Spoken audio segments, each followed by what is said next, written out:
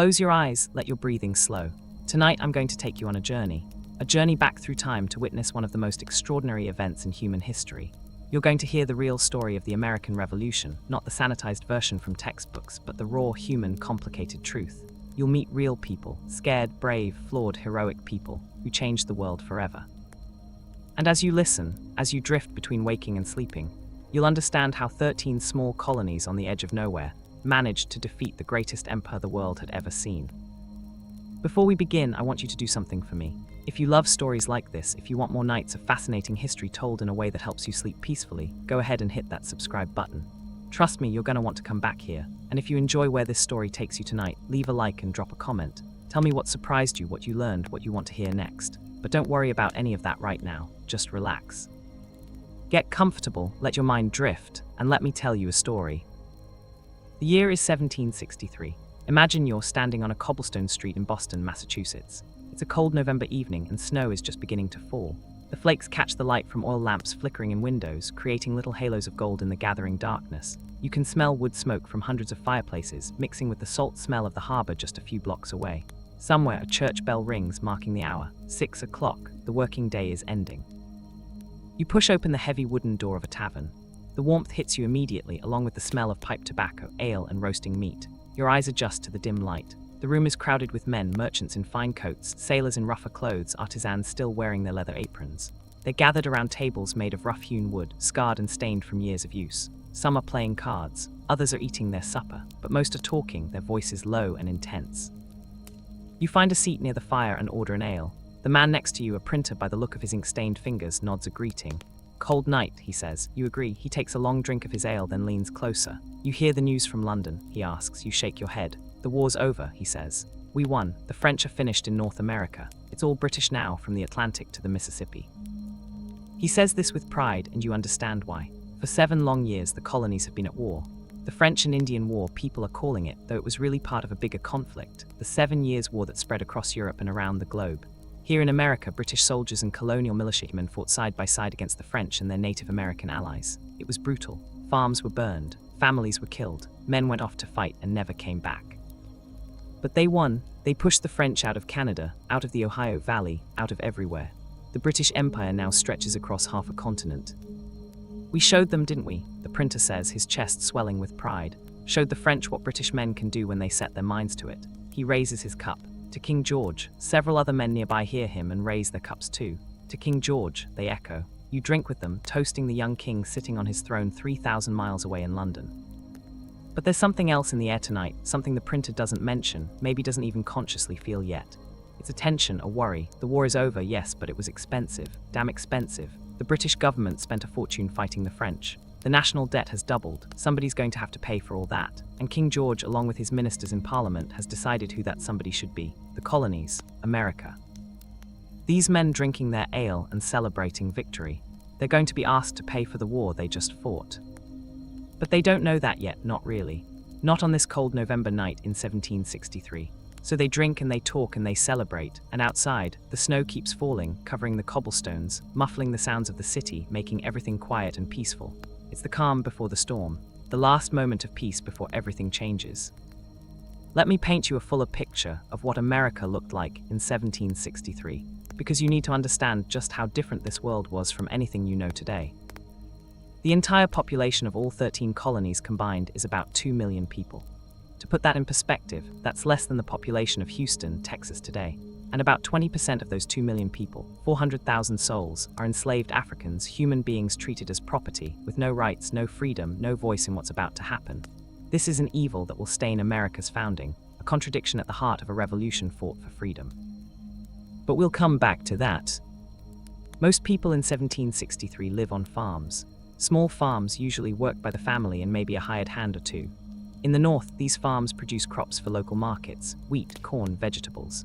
In the South, especially in Virginia and South Carolina, there are big plantations growing tobacco and rice, worked by enslaved people, owned by wealthy planters who think of themselves as gentlemen, as American versions of English aristocrats.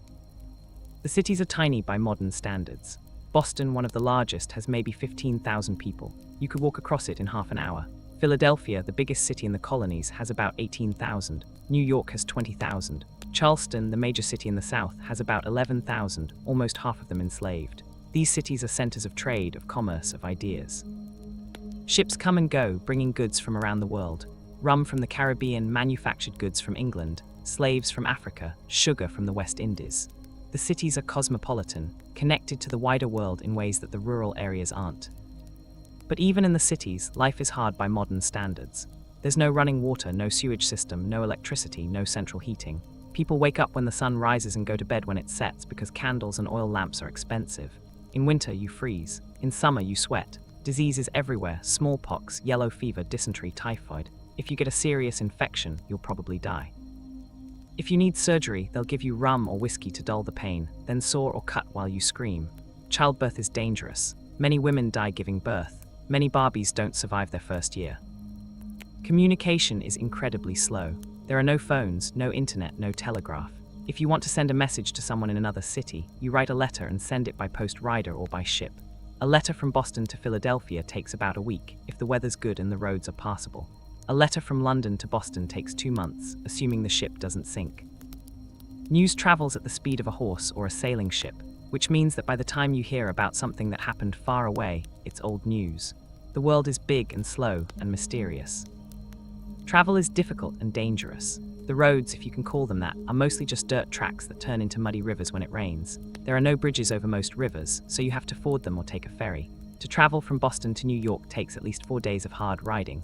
To get from Boston to Charleston could take a month or more, depending on the season. Most people never travel more than 50 miles from where they're born. The world beyond their town or their region is as foreign to them as another planet would be to you. The 13 colonies stretch along the Atlantic coast in a thin ribbon, rarely reaching more than 100 miles inland. Beyond that is wilderness, dense forests, mountains, rivers without names, land controlled by Native American nations. The Iroquois Confederacy dominates much of what's now upstate New York and Pennsylvania. The Cherokee control territory in the south. The Shawnee, the Delaware, the Creek, dozens of other nations. They've lived here for thousands of years, and they're not particularly interested in sharing their land with European settlers. The frontier is a dangerous place, where different cultures meet and clash, where the rules of civilization often don't apply, where violence can erupt suddenly and brutally. The 13 colonies themselves are very different from each other. They're not really united in any meaningful way. A merchant in Boston has more in common with a merchant in London than he does with a rice planter in South Carolina. They have different economies, different religions, different cultures, different ways of organizing their societies. Let me take you through them, north to south, so you can understand just how diverse they are.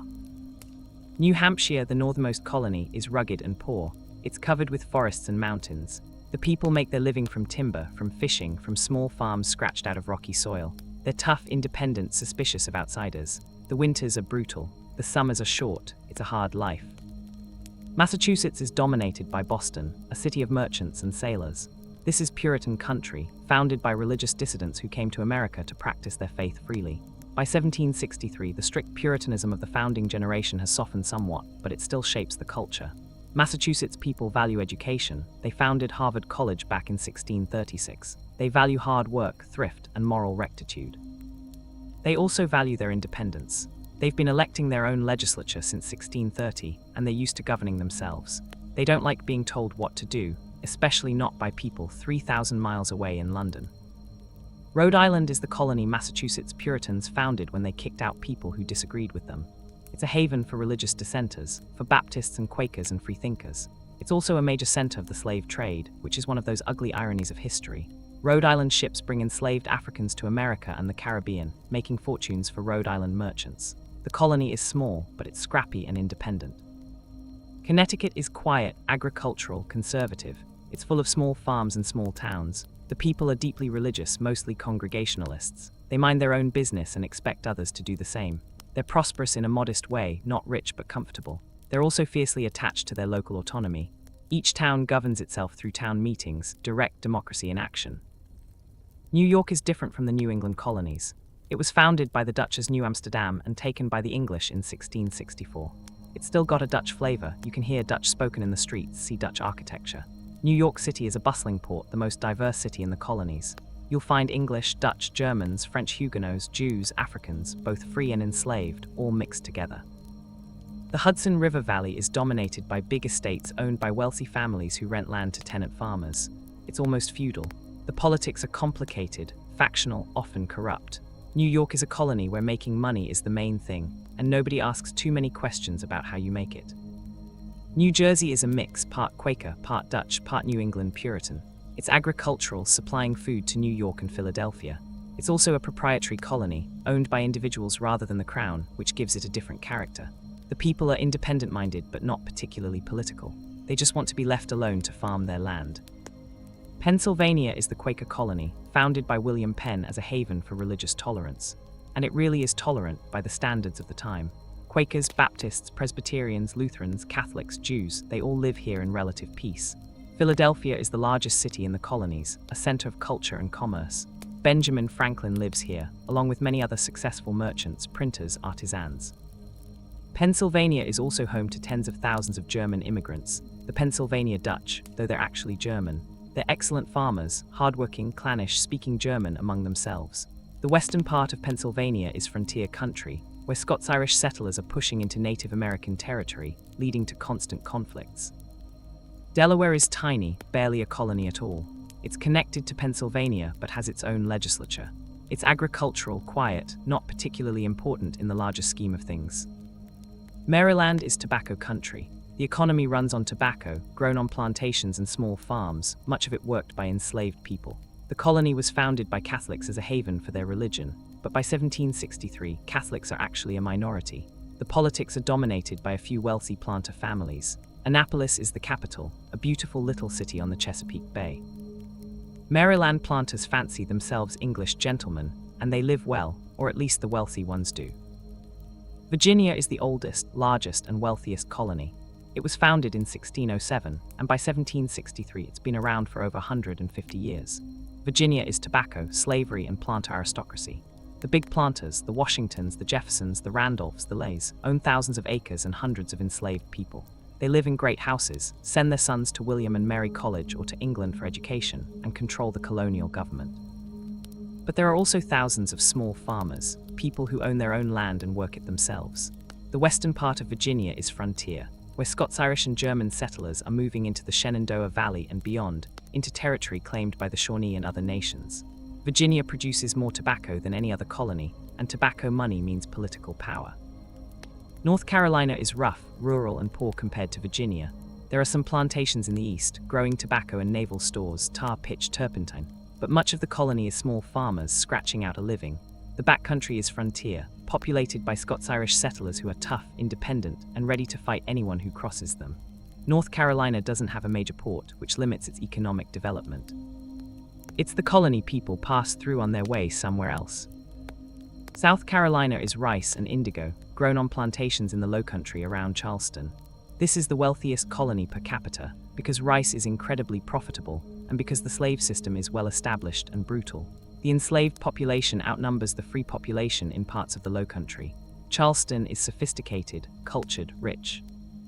The planters send their sons to England for education, import the latest fashions from London, build elegant townhouses in Charleston and plantation mansions in the country. But the backcountry of South Carolina is different. Small farmers, many of them Scots-Irish, poor and resentful of the wealthy coastal elite. Georgia is the youngest colony, founded in 1733 as a haven for debtors and a buffer against Spanish Florida. By 1763, it's thinly populated and underdeveloped. Savannah is the main town, but it's small. Georgia is where people go when they fail somewhere else or when they want to start over. It's got potential, but it hasn't realized it yet. So these are the 13 colonies in 1763. Diverse, divided, different. The only things that really unite them are the English language, though plenty of people speak Dutch or German or French, and the fact that they all owe allegiance to King George III, sitting on his throne in London. Oh, and one more thing unites them. They all have representative assemblies, colonial legislatures elected by property-owning white men. These assemblies give the colonists a say in their own affairs. Not complete control, the Crown appoints the governors and Parliament makes laws that apply to the colonies. But the colonists have gotten used to a certain amount of self-government. They've had it for generations. It's become their birthright, the way they think the world works. English subjects have the right to consent to the laws that govern them, through their elected representatives. That's an old English principle, going back to the Magna Carta in 1215. and the colonists consider themselves English subjects, with all the rights that entails. They're about to find out that King George and Parliament don't quite see it that way. Gentle pause. Let's go back to that tavern in Boston on that cold November night in 1763. The fire is burning low. The printer has gone home. Most of the men have left, but a few remain, including a man you haven't noticed before. He's sitting in the corner, nursing his ale, watching and listening. His name is Samuel Adams. He's 41 years old, a failed businessman and tax collector who's bad with money but brilliant with words and ideas. He's been thinking about the future, about what's going to happen now that the war is over, and he's worried. Adams knows something most of these celebrating men don't know yet. He knows that the British government is broke. He knows they're looking for ways to raise revenue.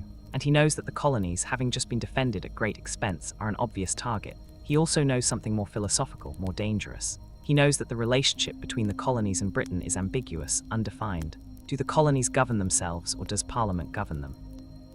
When that question was theoretical, it didn't matter much, but now it's going to matter a great deal. Samuel Adams finishes his ale and walks out into the snowy night. He pulls his coat tight against the cold and heads home through the empty streets. Somewhere in the distance, a dog barks, a shutter bangs in the wind, and Samuel Adams walks on, thinking, planning, waiting for the crisis he knows is coming. He doesn't have to wait long. In 1764, Parliament passes the Sugar Act.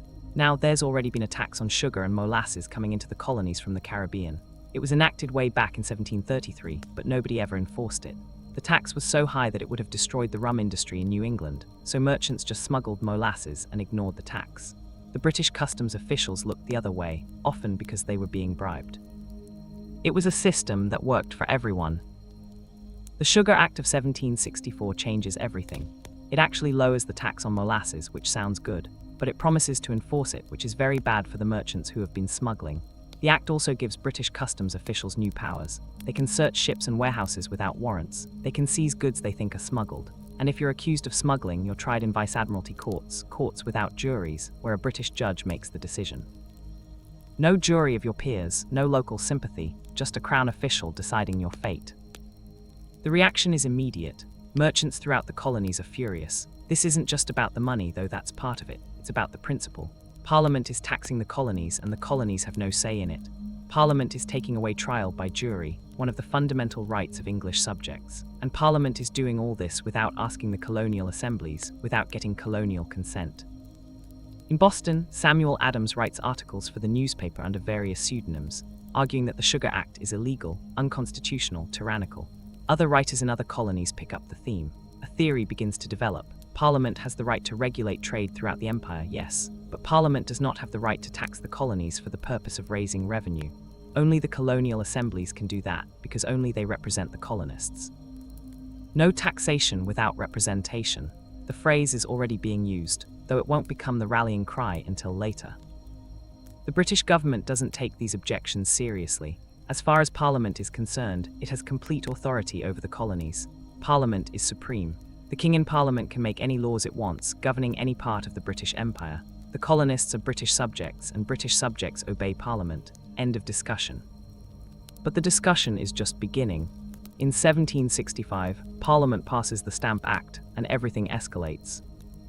The Stamp Act requires that all printed materials in the colonies carry a special stamp, purchased from British officials.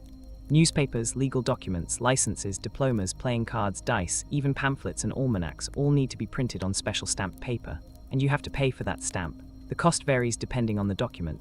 A newspaper stamp costs a halfpenny. A lawyer's license costs £10. A land grant costs £6. It's not a huge amount of money for any individual transaction, but it adds up, and it touches everyone, every day.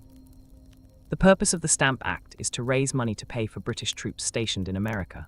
After the French and Indian War, Britain has decided to keep 10,000 soldiers in the colonies permanently. Partly this is to defend against Native American uprisings. There was a major one, Pontiac's Rebellion, in 1763. Partly it's to defend against any future French or Spanish attacks. And partly, though nobody says this out loud, it's to keep the colonists themselves in line, to make sure they don't get any ideas about independence. The Stamp Act is supposed to raise about £60,000 a year, which will pay for a third of the cost of keeping troops in America. To Parliament, this seems reasonable. The colonies benefit from having troops here, so they should help pay for them. To To the colonists, it's outrageous. Parliament is taxing them without their consent and using the money to pay for an army they didn't ask for and don't want. The reaction to the Stamp Act makes the reaction to the Sugar Act look mild. From New Hampshire to Georgia, colonists are outraged. Newspapers print furious editorials. Preachers denounce the act from their pulpits. Lawyers and merchants meet to organize resistance. And throughout the colonies, groups calling themselves the Sons of Liberty form to take direct action. The Sons of Liberty are not gentlemen's debating societies. They're action groups willing to use intimidation and violence to achieve their goals. Their members include merchants and lawyers, respectable men, but also artisans, shopkeepers, sailors, laborers. These are men who work with their hands, who have muscle and aren't afraid to use it. They meet in taverns, in private homes, under that Liberty Tree in Boston. They organize protests, print pamphlets, and most importantly, they target the stamp distributors, the men appointed by the Crown to sell the stamps. In Boston, the local stamp distributor is a man named Andrew Oliver. He's from a good family, well-connected, and he thinks the appointment is an honor. On the morning of August 14, 1765, he discovers just how wrong he is. That morning, a crowd gathers under the Liberty Tree, a large elm on the outskirts of Boston. Hanging from one of its branches is an effigy, a life-sized dummy dressed in fine clothes with a label identifying it as Andrew Oliver. Next to it hangs a boot with a devil crawling out of it, a pun on the name of Lord Bute, one of the architects of the Stamp Act. The crowd grows throughout the day. Thousands of people come to see the effigy, to jeer at it, to express their anger. As evening falls, the crowd becomes a mob. They cut down the effigy and parade it through the streets of Boston, shouting threats against Andrew Oliver and anyone who supports the Stamp Act. They march to a building they believe Oliver owns, actually it belongs to someone else, and tear it down methodically, brick by brick. Then they march to Oliver's house. Oliver has wisely fled. The mob burns the effigy in front of his house, throws stones through his windows, and breaks down his door. They ransack the ground floor, destroying furniture, smashing windows. Only when they're satisfied that they've made their point do they disperse. The next day, Andrew Oliver resigns as stamp distributor. He has no choice. If he tries to do the job, his life will be at risk. Similar scenes play out throughout the colonies. In Newport, Rhode Island, the stamp distributor resigns after a mob threatens his house. In New York, the distributor resigns and flees the colony. In Maryland, the distributor is hanged in effigy and resigns the same day. In Virginia, the distributor resigns before he even arrives in the colony. By the time the Stamp Act is supposed to go into effect on November 1st, 1765, not a single stamp distributor is still in office. Not one. The act is unenforceable before it even begins. But the resistance doesn't stop there. In October, representatives from 9 colonies meet in New York for what they call the Stamp Act Congress. It's the first time the colonies have acted together like this, without being called together by British authorities. They issue a declaration of rights and grievances, asserting that only their own assemblies can tax them. They send petitions to the King and to Parliament, asking for the Stamp Act to be repealed. More importantly, merchants throughout the colonies agree to stop importing British goods until the Stamp Act is repealed. This non-importation movement is the colony's most powerful weapon. Britain's economy depends on trade with America. American colonists buy a huge amount of British manufactured goods, cloth, tools, luxury items, all sorts of things. If that market disappears, British merchants and manufacturers will hurt, and British merchants and manufacturers have influence in Parliament. Which is exactly what happens. By early 1766, British merchants are screaming to Parliament about their lost American sales. Ships are sitting in London docks with nowhere to go. Warehouses are full of goods nobody's buying. Workers are being laid off. The economic pressure is enormous. But there's also political pressure. Some members of Parliament, including William Pitt the Elder, one of Britain's greatest statesmen, argue that the Stamp Act is unjust. Pitt believes in the empire, but he also believes in English liberties. And one of those liberties is the right not to be taxed without consent. The colonists can't elect representatives to Parliament, so Parliament shouldn't tax them. It's that simple. On March 18, 1766, Parliament repeals the Stamp Act. When the news reaches America a month later, there are celebrations throughout the colonies. Bonfires are lit, toasts are drunk. In New York, they erect a statue of William Pitt. In Charleston, they light candles in every window. The colonists feel vindicated. They stood up for their rights and they won. Surely they think this proves that the British government respects their liberties, that everything can go back to normal. But they're wrong, because on the very same day that Parliament repeals the Stamp Act, they pass something else, the Declaratory Act. It's short, just a few sentences, but those sentences change everything. The Declaratory Act says that Parliament has full power and authority to make laws and statutes of sufficient force and validity to bind the colonies and people of America. subjects of the Crown of Great Britain, in all cases whatsoever. Read that again, in all cases whatsoever. Parliament is asserting complete, absolute authority over the colonies. They're backing down on the Stamp Act, yes, but they're not backing down on the principle. They're saying we have the right to govern you, we have the right to tax you, we're letting you off this time but don't get cocky, we're in charge and don't you forget it. Most colonists, caught up in celebrating the repeal of the Stamp Act, don't pay much attention to the Declaratory Act, but some people notice. Samuel Adams notices. He understands that nothing has really been resolved. The fundamental question, who has the authority to govern America, Parliament or the colonial assemblies, is still unanswered. And sooner or later, that question is going to come up again. He's right, it comes up the very next year. In June of 1767, Parliament passes a new set of laws called the Townshend Acts, named after Charles Townshend, the Chancellor of the Exchequer who proposes them. Townshend is clever. He's listened to the colonists' arguments about the Stamp Act. They said Parliament couldn't impose internal taxes on things within the colonies, but they accepted that Parliament could regulate external trade. So Townshend designs taxes that look like trade regulations, but are really meant to raise revenue. The Townshend Acts place duties, taxes on imported goods coming into the colonies from Britain: glass, lead, paint, paper, and tea. The revenue from these duties is going to pay the salaries of royal governors and judges in the colonies. This is crucial because up until now, the colonial assemblies have been paying those salaries, and whoever pays the salary controls the person. If the assembly pays the governor has to listen to the assembly. If Britain pays the governor only has to listen to Britain. The Townshend Acts are designed to make royal officials independent of colonial control, to centralize power in British hands. The Acts also create a new board of customs commissioners, based in Boston, to enforce the trade laws. And they give those commissioners the power to use writs of assistance, general search warrants that allow customs officials to search any building at any time for smuggled goods. Once again, the colonists are furious. Once again, they see this as taxation without representation. And this time, they organize more systematically. Samuel Adams drafts a circular letter sent from the Massachusetts Assembly to all the other colonial assemblies, calling for united resistance. The letter is moderate in tone, but its message is clear. Parliament is overstepping its authority, and the colonies need to stand together. The British government reacts harshly. They order the Massachusetts Assembly to rescind the circular letter. The Assembly refuses by a vote of 92 to 17. The governor dissolves the Assembly. In Britain, they decide that Massachusetts is the source of all the trouble, and they're going to make an example of it. They send troops to Boston. In October of 1768, British warships sail into Boston Harbor carrying 4,000 soldiers. In a city of 15,000 people, this is a huge military presence. It's an occupation, no other word for it. The soldiers are supposed to keep order, to protect the customs commissioners, to show the flag, but their presence has the opposite effect.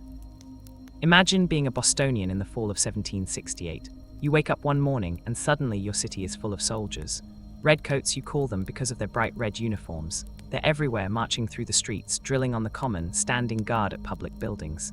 Many of them are quartered in buildings around the city. Some are camped on the common, and they're not friendly. These soldiers are mostly poor men from Britain and Ireland, enlisted for low pay and harsh discipline. They're far from home in a city that hates them. Off-duty, they try to earn extra money by taking part-time jobs undercutting local workers. This leads to constant fights between soldiers and civilians. The soldiers call the locals rebels and traitors. The locals call the soldiers lobsterbacks, bloodybacks, and much worse. Women are harassed. Fights break out in taverns. It's a tense, ugly situation, and everyone knows it's going to explode eventually. Meanwhile, the non-importation movement is back in full force. Merchants throughout the colonies agree to boycott British goods. Women organize spinning bees, making their own cloth instead of buying imported fabric. Homespun clothing becomes fashionable, a patriotic statement. People drink Liberty tea, herbal tea made from local plants instead of imported British tea. It's economic warfare, and it's working. British exports to America drop by half.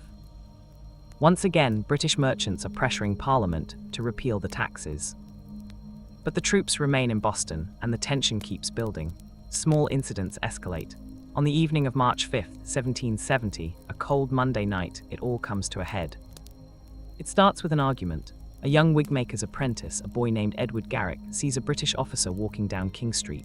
Garrick recognizes him as someone who hasn't paid his master for a wig. The boy calls out, taunting the officer about the unpaid bill. A British sentry standing guard outside the customs house tells Garrick to shut his mouth and show some respect. Garrick doesn't, he keeps taunting. The sentry, a private named Hugh White, gets angry. He steps forward and hits Garrick with the butt of his musket, knocking him down. Garrick staggers away, bleeding and angry. Within minutes, a crowd starts to gather. They're mostly young men and boys, workers and apprentices, the kind of people who have been harassed by soldiers for a year and a half. They start yelling at Private White, calling him names, daring him to hit someone else. White retreats to the steps of the customs house, but the crowd follows him. They throw snowballs, chunks of ice. Someone rings a church bell, and more people pour into the streets, thinking there's a fire. Private White sends a message to the main guard post, asking for help. An officer, Captain Thomas Preston, responds with 7 soldiers. They push through the crowd and form a line in front of the customs house, bayonets fixed. Preston is trying to de-escalate the situation, to get his soldiers back to their barracks safely, but the crowd won't let them go. More people keep arriving. Within minutes, there are several hundred people in King Street, pressing closer to the soldiers, taunting them, daring them to shoot. "Fire if you dare," someone shouts. "You wouldn't dare." The crowd is throwing things now: snowballs, oyster shells, pieces of ice, chunks of wood. One of the soldiers is hit and drops his musket. The crowd surges forward. The soldiers panic. Someone nobody will ever know who fires his musket. Then another soldier fires, then another. In a few chaotic seconds, 7 or 8 shots ring out. When the smoke clears, 5 men are down. 3 are dead or dying, 2 are wounded. The crowd falls back, shocked. For a moment, nobody moves. Then someone shouts and the crowd surges forward again, angry now, murderous. Captain Preston orders his men back to their barracks. The crowd follows them, throwing things, screaming threats, but they don't attack, not yet. The 5 victims become martyrs. The first to die is Crispus Attucks, a man of African and Native American descent who worked as a sailor on the Boston docks. He's about 47 years old, a big man, and he was in the front of the crowd when the shooting started. He's hit twice in the chest and dies instantly. Next to him falls Samuel Gray, a rope maker, shot in the head. James Caldwell, a sailor, is shot in the back as he tries to run. Samuel Maverick, just 17 years old, an apprentice, is hit and dies the next day. Patrick Carr, an Irish immigrant and leather worker, is shot in the hip. He lingers for 9 days before dying. 2 other men are wounded but survive, Christopher Monk and John Clark. The next morning, all of Boston is in an uproar.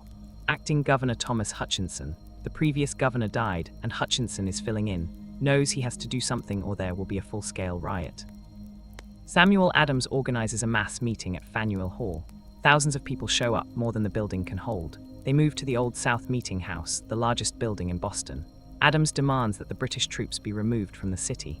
Hutchinson resists at first, but then he sees the mood of the crowd. These people are ready to fight. If he doesn't give in, there will be blood in the streets. He agrees to move the troops out of Boston to Castle William, a fort in the harbor. Captain Preston and the 8 soldiers who were with him that night are arrested and charged with murder. This is important. The colonists want to show that they believe in law and order, that they're not a mob. They'll give the soldiers a fair trial. And they do. 2 of Boston's best lawyers, John Adams and Josiah Quincy, agree to defend Preston and his men. This is a courageous decision. These lawyers are patriots, supporters of the colonial cause, but they believe in the rule of law more than they hate the British.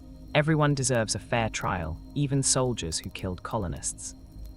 The trial takes place in October and November of 1770.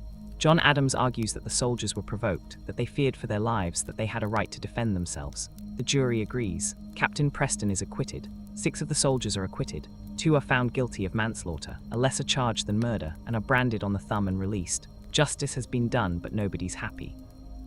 Meanwhile, Samuel Adams and other colonial leaders are making sure nobody forgets what happened. They call it the Boston Massacre, and they spread the story throughout the colonies. Paul Revere, a silversmith and engraver, creates an engraving showing British soldiers firing into a peaceful crowd. It's not accurate, the crowd wasn't peaceful, and the soldiers didn't fire on command, but it's powerful propaganda. Copies of the engraving spread throughout the colonies. Every year on March 5th, Boston holds a ceremony to commemorate the massacre, reminding people of British tyranny. The British government, once again, decides to back down. They're tired of the constant conflict, and British merchants are still screaming about lost revenue. In April of 1770, Parliament repeals most of the townshend duties. All of them, in fact, except one, the tax on tea. They keep that one as a matter of principle. Parliament needs to show that it still has the authority to tax the colonies, even if it chooses not to exercise that authority most of the time. For the next 3 years, from 1770 to 1773, there's relative calm. The troops are out of Boston. Most of the taxes are gone, trade resumes. Life goes on, but the resentments remain, simmering just below the surface. The colonists haven't forgotten the Stamp Act, the Townshend Acts, the Boston Massacre. They've learned not to trust Parliament or the British government. And they've learned that they can resist, that when they stand together, they can force Britain to back down. Samuel Adams and a few other radical leaders keep the flame alive. Adams creates something called the Committees of Correspondence, a network of letter writers throughout Massachusetts and then throughout all the colonies, keeping each other informed of British actions, coordinating resistance. It's a shadow government, really, preparing for the next crisis. That crisis comes in 1773, and it comes from an unexpected direction: the British East India Company. The East India Company is one of the most powerful corporations in the world. It controls British trade with India and much of Asia. It has its own army, its own navy. It's richer and more powerful than most countries. But in 1773, it's in trouble. It has warehouses full of tea it can't sell, and it's facing bankruptcy. If the East India Company goes under, a lot of important people will lose a lot of money. People with connections to Parliament, to the King himself, to the highest levels of British society.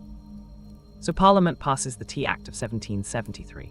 The Tea Act gives the East India Company a monopoly on tea sales in the American colonies. The company can now sell directly to the colonies, bypassing the middlemen, the colonial merchants who have been importing and selling tea. More importantly, the Tea Act removes most of the duties the company has been paying, which means they can sell tea in America cheaper than ever before, even cheaper than smuggled Dutch tea. Parliament figures the colonists will be happy. Cheaper tea, right? Who could complain about that? But they've completely misread the situation. Again. The colonists are not stupid. They see exactly what's happening. First, Parliament is bailing out a failing company at the expense of colonial merchants who are going to be put out of business by this monopoly. Second, the tea still carries that townshend duty, the one Parliament kept as a matter of principle. If the colonists buy this tea, they're implicitly accepting Parliament's right to tax them. They're giving in. And third, if Parliament can give the East India Company a monopoly on tea, what's next? A monopoly on cloth, on tools, on everything. This is how liberty dies, the colonists believe. Not all at once, but gradually, through small steps that each seem reasonable but add up to tyranny. So once again, the colonies resist. In New York, when tea ships arrive, the captains are persuaded to turn around and sail back to England without unloading. In Philadelphia, the same thing happens. In Charleston, the tea is unloaded but locked in a warehouse where it sits until it rots. Nobody will buy it, nobody will sell it. But in Boston, things go differently. The royal governor of Massachusetts is Thomas Hutchinson, the same man who was acting governor during the Boston Massacre. Hutchinson is stubborn, principled, and absolutely convinced that the colonists need to obey Parliament. When tea ships arrive in Boston Harbor in November of 1773, Hutchinson refuses to let them leave without unloading the tea and paying the duty. He thinks he's upholding the law, maintaining order. He doesn't see that he's pushing the colonists toward open rebellion. 3 tea ships are sitting in Boston Harbor: the Dartmouth, the Alina, and the Beaver. By law, if they don't unload their cargo and pay the duty within 20 days of arrival, customs officials can seize the cargo. The deadline for the Dartmouth is December 17th. As the deadline approaches, tension mounts. Samuel Adams and the Sons of Liberty organize mass meetings. Thousands of people gather at the Old South Meeting House. 7,000 people on December 16th, almost half the population of Boston. They send delegations to Governor Hutchinson, begging him to let the ships leave. He refuses. He says the law is the law and it must be obeyed. That evening, as the final delegation returns with Hutchinson's final refusal, Samuel Adams stands up in the meeting. He looks around at the thousands of faces looking back at him. He says, "This meeting can do nothing more to save the country. It's a signal. Everyone knows what's about to happen." That night, about 100 men, some of them disguised as Mohawk Indians, gather at a nearby location. They're not really Indians, of course. Everyone knows they're colonists. But the disguises give them a kind of anonymity, a theatrical distance from what they're about to do. They're members of the Sons of Liberty, along with some volunteers, artisans, apprentices, sailors, even a few merchants. They're organized into 3 groups. 1 for each ship. Around 7 o'clock, they march down to Griffin's Wharf, where the ships are docked. They board the ships quickly and efficiently. The crews don't resist, they've been warned to stay out of the way. For the next 3 hours, the men work in near silence. They haul 342 chests of tea up from the holds, 45 tons of the stuff, worth about £10,000 sterling, over $1 million in today's money. They split open the chests with hatchets and dump the tea into the harbour. The tide is out and the tea piles up in the shallow water. They have to spread it around with oars to make sure it all gets soaked and ruined. They don't steal anything. They don't damage the ships. They're careful, methodical, focused on one thing: destroying the tea. By 10 o'clock, they're done. Every last pound of tea is in the harbour. The men sweep the decks clean, put everything back in order and march off the ships in single file.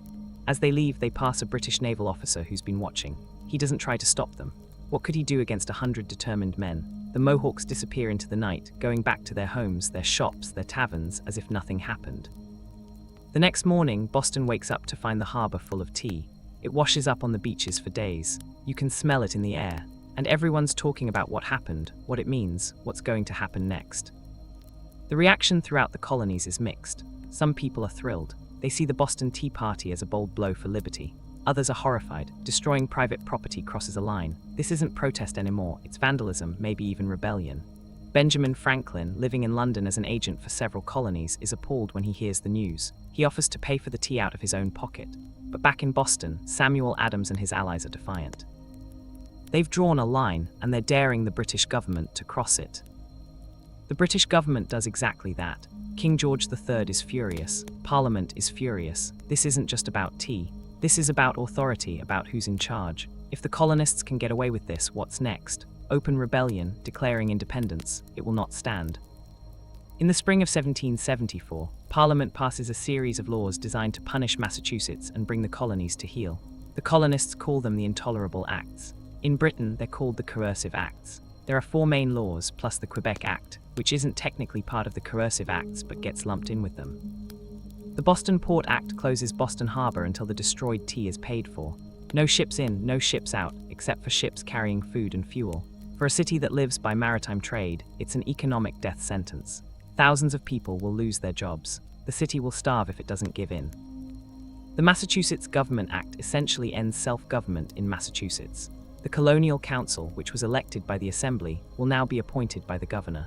Town meetings, the foundation of local democracy in Massachusetts, are restricted to 1 per year, and they can only discuss things the governor approves. The governor, appointed by the Crown, now has near absolute power. The Administration of Justice Act allows royal officials accused of crimes in Massachusetts to be tried in Britain. If a customs official or a soldier kills a colonist, he can demand to be tried in England, where colonial witnesses can't afford to travel to testify. The colonists call this the Murder Act, because it seems designed to let British officials literally get away with murder. The Quartering Act requires colonists to provide housing for British soldiers. If there aren't enough barracks, soldiers can be quartered in private homes, inns, and other buildings.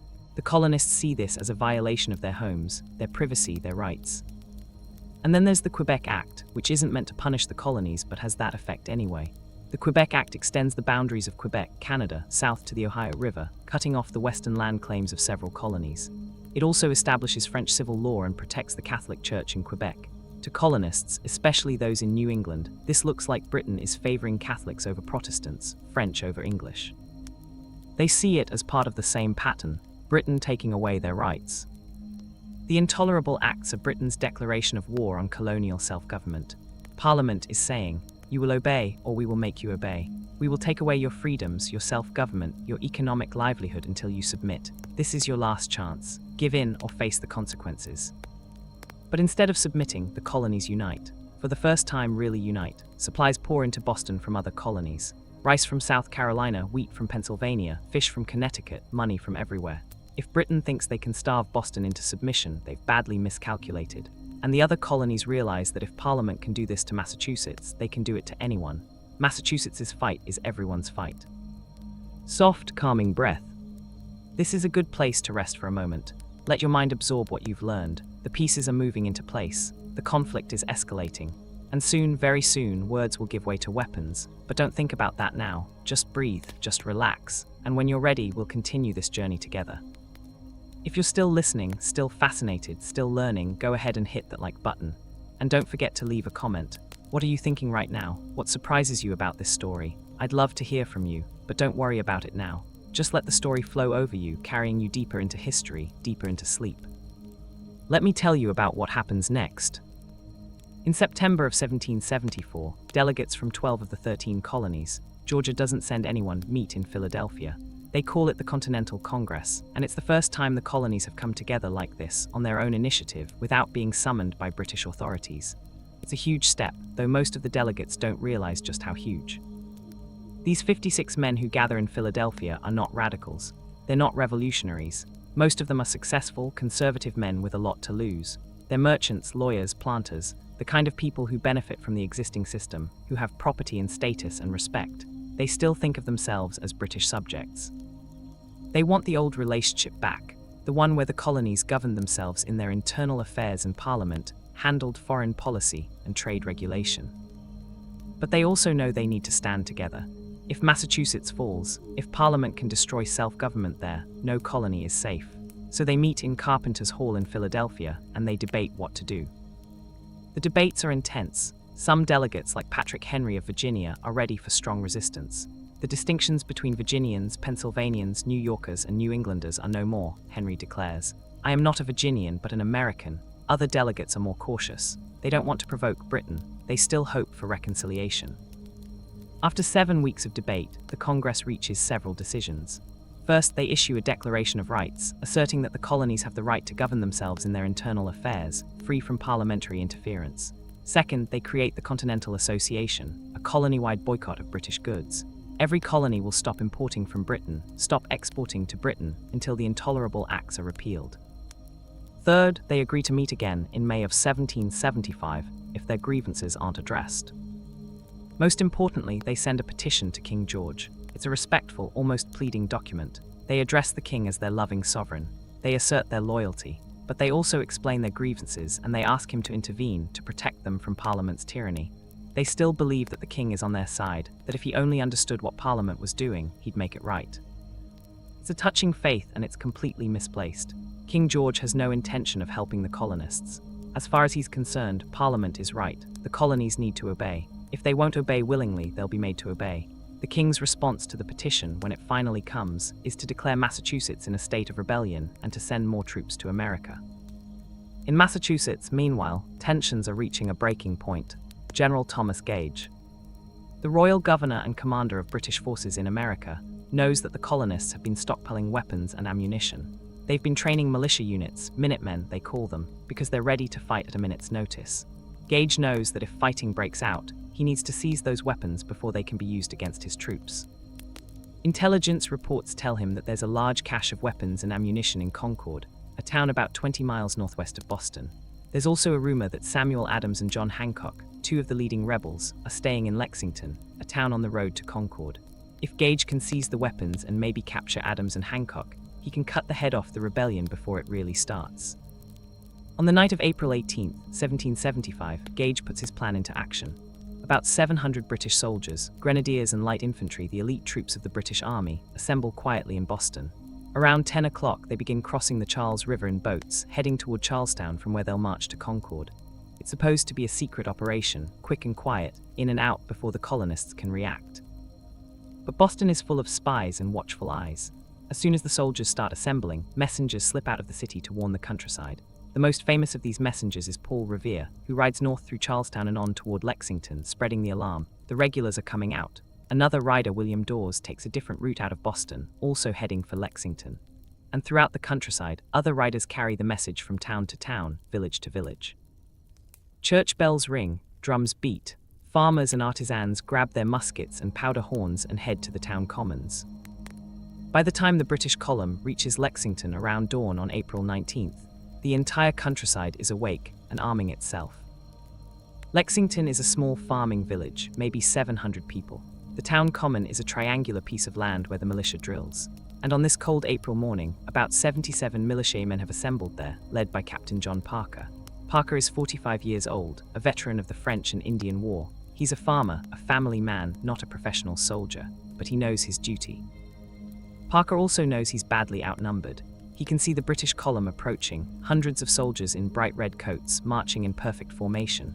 He doesn't want to fight. He just wants to make a statement to show that the people of Lexington aren't going to just roll over. He tells his men, stand your ground, don't fire unless fired upon. But if they mean to have a war, let it begin here. The British soldiers, led by Major John Pitcairn, march onto the common. Pitcairn rides forward. He's a professional officer, a good man by most accounts, and he doesn't want bloodshed either. He shouts at the militia to disperse, to lay down their arms and go home. For a moment, nothing happens. Then Parker, seeing the overwhelming odds, tells his men to disperse. They start to back away, though most keep their weapons. And then someone fires a shot, nobody knows who. The British say it was a colonist, hidden behind a wall or in a nearby building. The colonists say it was a British soldier. It doesn't matter. That first shot, whoever fired it, is the shot heard round the world, the beginning of the American Revolution. After that first shot, there's a confused volley. British soldiers without orders fire into the militia. Some militiamen fire back, others run. The British officers struggle to regain control. It's over in a matter of minutes. When the smoke clears, 8 colonists are dead on the Lexington Common, 10 are wounded. One British soldier has a slight wound in the leg, that's it. It's not much of a battle, really more of a slaughter. The British reform their column and march on toward Concord, leaving the dead on the green. Word of Lexington spreads quickly. By the time the British reach Concord, about 6 miles further on, hundreds of militiamen have gathered, and more are arriving every minute from surrounding towns. Concord is larger than Lexington, maybe 2,000 people, and it's the political center of the region. The British mission is to find and destroy the weapons stored here. The British search the town methodically. They find some weapons, a few cannons, some musket balls, some flour that might be used to make gunpowder. They destroy what they find, though much of the weaponry has already been moved or hidden. While they're working, they can see militiamen gathering on the hills outside town, hundreds of them, maybe thousands. The militiamen are forming up under their officers, moving toward the town. They approach the North Bridge, which crosses the Concord River just outside town. About 100 British soldiers are stationed at the bridge. About 400 militiamen advance toward them. The British open fire, killing 2 militiamen. This time the militia doesn't run. They fire back. They kill 3 British soldiers, wound 9 more. The British soldiers, shocked that the colonists are actually fighting back, retreat back into town. And now the British commanders realize they have a serious problem. They're surrounded by thousands of armed, angry colonists. They're 20 miles from Boston, and they need to get home. Around noon, they start marching back toward Boston. What follows is one of the most remarkable battles in American history, though calling it a battle doesn't quite capture what it is. It's more like a running ambush, a 20-mile gauntlet of death. Thousands of militiamen from dozens of towns converge on the road. They don't fight like European soldiers, standing in neat lines and firing volleys. They fight like hunters, like guerrillas. They use every wall, every tree, every building, every bit of cover. They fire and retreat, killing and wounding British soldiers all along the route. The British march becomes a nightmare. Soldiers start to panic, breaking ranks, throwing away their packs to run faster. Officers ride up and down the column, trying to maintain order, often getting shot for their trouble. The discipline that makes the British army so formidable in conventional battles is useless here. They can't see their enemies. They can't form proper battle lines. They just have to keep marching, keep taking casualties, and hope they make it back to Boston alive. Around 2 in the afternoon, the British column meets reinforcements from Boston, another 1,000 soldiers with artillery. This saves them from complete destruction. The fresh troops provide cover, and the artillery keeps the militia at a distance. But the fighting continues all the way back to Charlestown, across the river from Boston.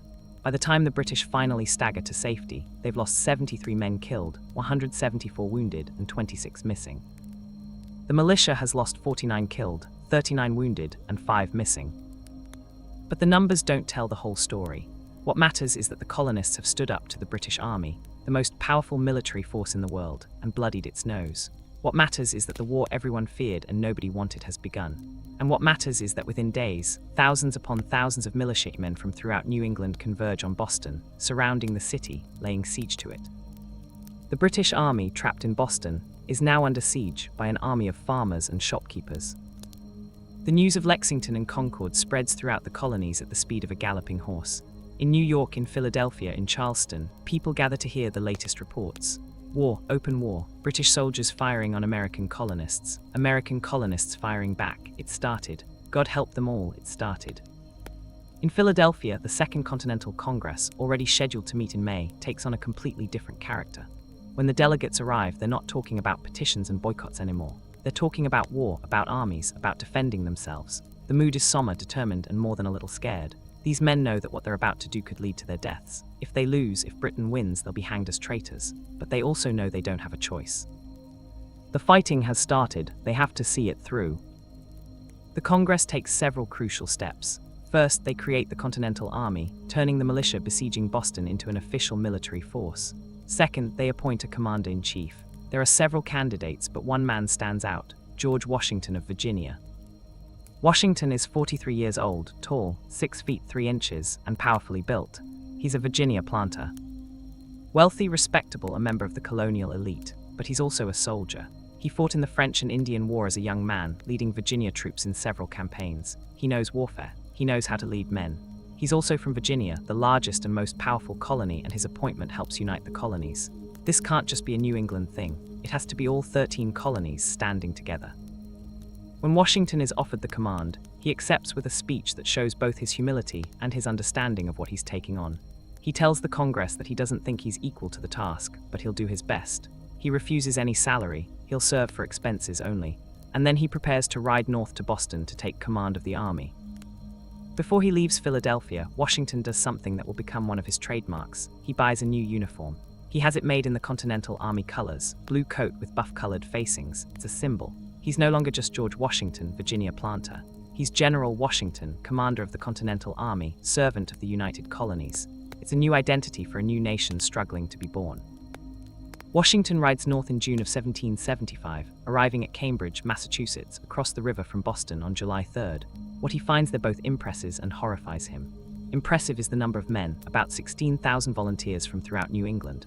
They've come in answer to the call, ready to fight for their liberties. But horrifying is the state of organization, or rather the lack of it. This is barely an army at all, it's more like an armed mob. The men come from different colonies, different towns, different backgrounds. They have different officers, different procedures, different ideas about how things should be done. Some units have uniforms, most don't. Some men have their own muskets brought from home. Others don't have weapons at all. Discipline is almost non-existent. Men come and go as they please. They elect their officers, and the officers are reluctant to give orders their men might not like. Soldiers wander around camp, gambling, drinking, arguing. It's chaos. Washington has his work cut out for him. He's a professional soldier, trained in the European tradition where armies are disciplined, hierarchical, organized. This is none of those things, but Washington is patient and determined. He begins slowly and methodically to turn this mob into an army. He organizes the men into regiments. He establishes a chain of command. He imposes discipline, punishing soldiers who disobey orders or desert their posts. He deals with 1,000 administrative details: supplies, sanitation, camp organization, guard duty. It's frustrating, exhausting work, but Washington sticks with it. One of his biggest problems is that many of the soldiers' enlistments will expire at the end of the year. Men enlisted for a few months, figuring the war would be short. Now it's clear this is going to be a long conflict, and Washington needs to convince men to re-enlist, to commit to serving for longer periods. It's not easy. These men have farms to tend, businesses to run, families to feed. But Washington persists, and gradually the army takes shape. Meanwhile, inside Boston, the British are in trouble. They control the city, but that's all they control. They're surrounded, besieged, cut off from supplies except what comes by sea. Their commander, General Thomas Gage, has been replaced by General William Howe, but the situation hasn't improved. The soldiers are crowded, uncomfortable, low on fresh food. Discipline is breaking down, desertions are increasing. The British Army, the pride of the empire, is trapped and demoralized. General Howe knows he needs to break out, to show the colonists that the British Army can't be bottled up like this. In June, even before Washington arrives, Howe decides to seize the high ground north of Boston, a series of hills overlooking the city. If the British control those hills, they can break the siege. But if the colonists control them, they can rain artillery fire down on the city and the British ships in the harbor. The colonists know this too. When they learn of the British plans through their spy network, Boston is full of people sympathetic to the American cause. They act first. On the night of June 16, 1775, about 1,200 colonists move onto Breed's Hill. Not Bunker Hill, which is nearby and will give the battle its name, but Breed's Hill, which is closer to Boston and more strategically important. All night they dig, building fortifications, creating a redoubt, a small fort on top of the hill. They work in shifts, quietly, constantly. By dawn on June 17th, they've built substantial earthworks, walls 6 feet high in places, with openings for artillery and muskets. It's not professional military engineering, but it's solid enough. When the sun rises and the British in Boston see what the colonists have done, they're shocked and furious. This is a direct challenge, an insult. The colonists have fortified a hill overlooking Boston, right under the British Army's nose. General Howe orders an immediate assault. He's going to show these rebels what happens when they challenge British regulars. On the afternoon of June 17th, about 2,300 British soldiers assemble in Boston. They cross the Charles River in boats and land at the base of Breed's Hill. It's a hot day, sunny and humid, and the soldiers are wearing full uniforms, red wool coats, white breeches, heavy packs and equipment. They form up in perfect ranks, officers in front, drums beating, flags flying. It's a textbook British assault, the kind of thing that has won battles across Europe, India, everywhere the British Army has fought. They begin marching up the hill. The slope is steep, the grass is long, and the soldiers are already tired from the heat and their heavy equipment. But they keep marching, maintaining their formation, professional soldiers doing what they've been trained to do. The Americans wait behind their walls, watching them come. Some of the Americans have never been in battle before. They're scared, but they're also determined. Their officers walk up and down the line, giving encouragement, telling them to hold their fire, to wait. The legend says that someone, probably Colonel William Prescott, the American commander, gives the order, "Don't fire until you see the whites of their eyes." Maybe he said it, maybe he didn't, but it captures the essence of what happens. The Americans wait until the British are close, very close, maybe 50 yards away. Then they fire. The volley is devastating. Muskets fire all along the American line, a wall of lead smashing into the British ranks. The front rows of the British column simply collapse. Men fall, screaming, bleeding, dying. The soldiers behind them stumble over the bodies. Officers shout orders, trying to keep the advance going, but it's no use. The attack breaks. The British retreat back down the hill, leaving the dead and wounded behind. At the bottom of the hill, British officers regroup their men. General Howe, watching from a distance, can't believe what just happened. His disciplined, professional soldiers were stopped by a bunch of farmers. He orders another attack. The soldiers, their red coats now stained with dirt and blood, form up again. They fix bayonets. They march up the hill again. And again the Americans wait. And again, at close range, they fire. And again the British attack breaks, collapsing under the murderous fire. More dead and wounded litter the slope. British officers, leading from the front as their tradition demands, are cut down in disproportionate numbers. It's a slaughter. General Howe, furious and desperate, orders a third attack. But this time he changes tactics. The soldiers are going to charge with bayonets, going straight for the American fortifications without stopping to fire. And this time it works. Not because the British tactics are better, but because the Americans run out of ammunition. They've been firing for 2 attacks, and they don't have enough powder and bullets left for a third. As the British swarm over the walls, the Americans try to hold them off with bayonets and clubbed muskets, but they're overwhelmed. They retreat off the hill, leaving it to the British. Technically, the British win the Battle of Bunker Hill. They take the hill, they drive off the Americans, but it's a Pyrrhic victory. Of the 2,300 British soldiers who attacked, over 1,000 are casualties, 226 killed, 826 wounded. Among the dead are 92 officers, including many of the best young officers in the British Army. The Americans lose about 450 men killed, wounded, or captured. The butcher's bill shocks everyone, but especially the British. One British officer writes in his journal that another victory like this will ruin the army. General Howe is devastated. He walked through the aftermath of the battle and saw so many of his officers, his friends, lying dead on the hillside. It changes him. For the rest of his command in America, he'll be cautious, reluctant to risk his men in frontal assaults. He's seen what American militia can do when they're defending fortifications. For the Americans, Bunker Hill is a moral victory. Yes, they retreated. Yes, they lost the hill. But they stood up to British regulars in open combat. They killed and wounded over 1,000 of them. They proved that this isn't going to be easy for Britain, that American soldiers can fight, that independence might actually be possible. When George Washington hears about the battle, he wishes the Americans had had more ammunition. With more ammunition, he says, they could have won. Next time, he vows, things will be different. After Bunker Hill, both sides settle into a long siege. The British hold Boston, but they can't break out. The Americans surround Boston, but they can't break in. Both sides wait, building fortifications, drilling troops, trying to figure out what to do next. Autumn turns to winter. Snow falls. Soldiers shiver in inadequate shelters. Disease spreads through both camps. It's a miserable time, and both sides are losing men not to combat, but to cold, hunger, and sickness. Washington's biggest problem, even bigger than the British, is keeping his army together. Enlistments are expiring. Men want to go home. They signed up for a few months, maybe to fight one battle, and now it's been months and there's no end in sight. Washington spends enormous energy trying to convince men to re-enlist, to stay for another year to see this through.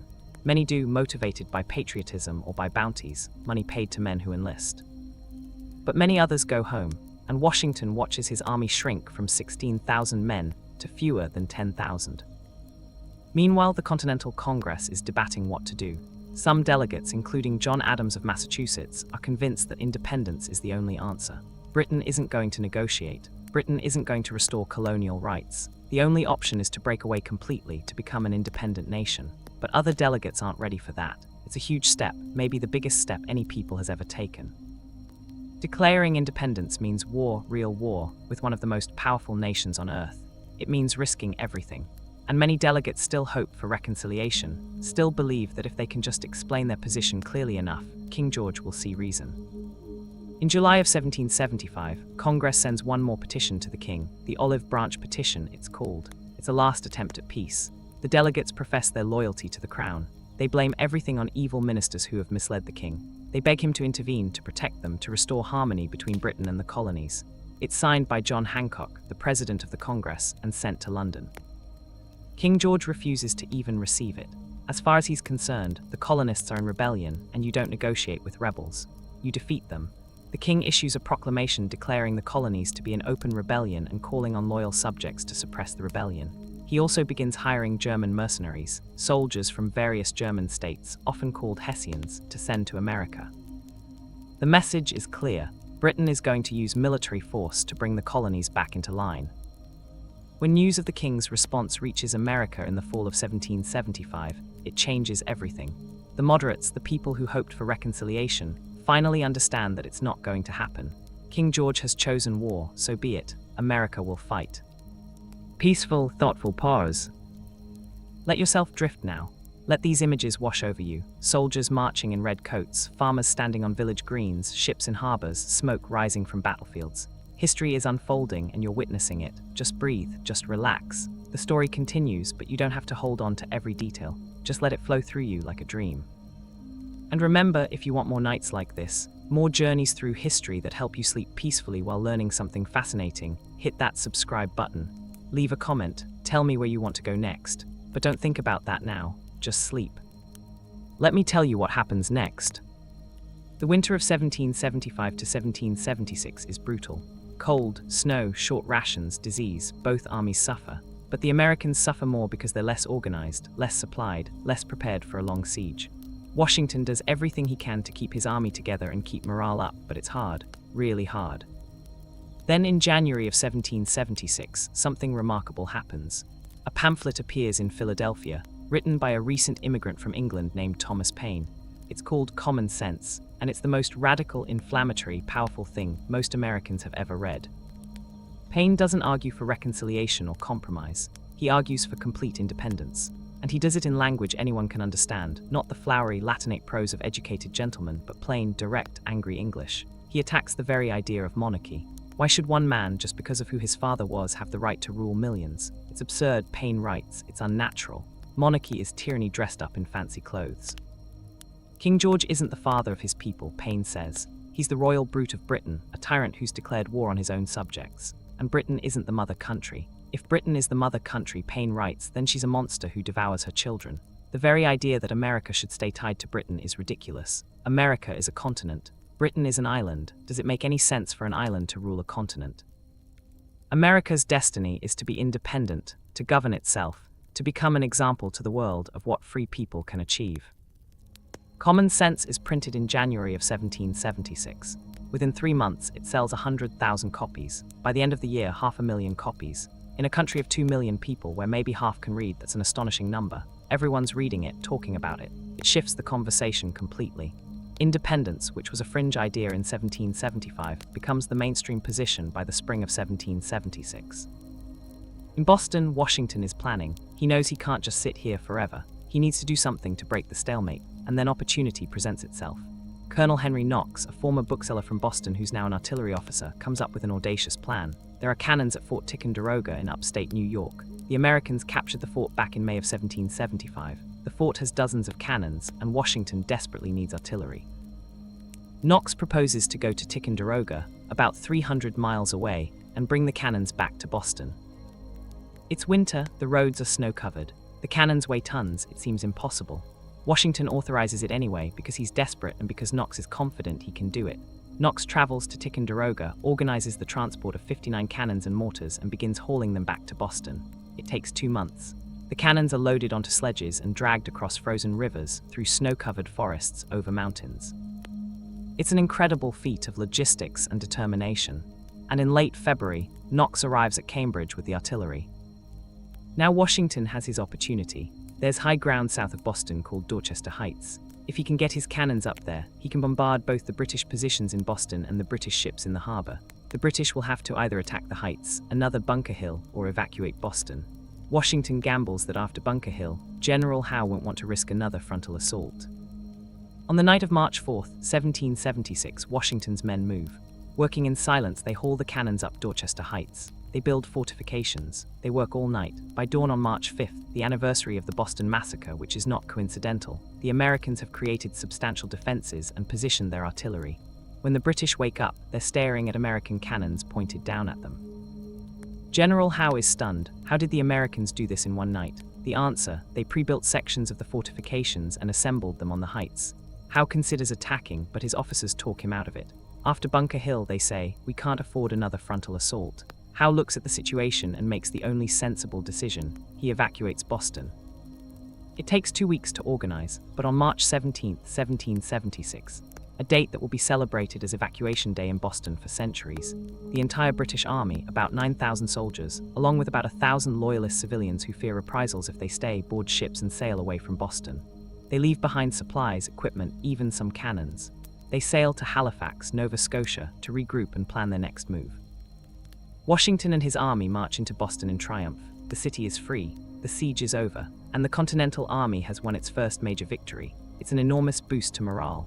Washington, the Virginia planter who accepted command less than a year ago, has driven the British out of Boston without fighting a major battle. He's starting to look like a brilliant general. But Washington knows the British will be back. They haven't given up, they've just changed their strategy. And he knows that the next British attack will come somewhere else, probably New York, which is strategically crucial.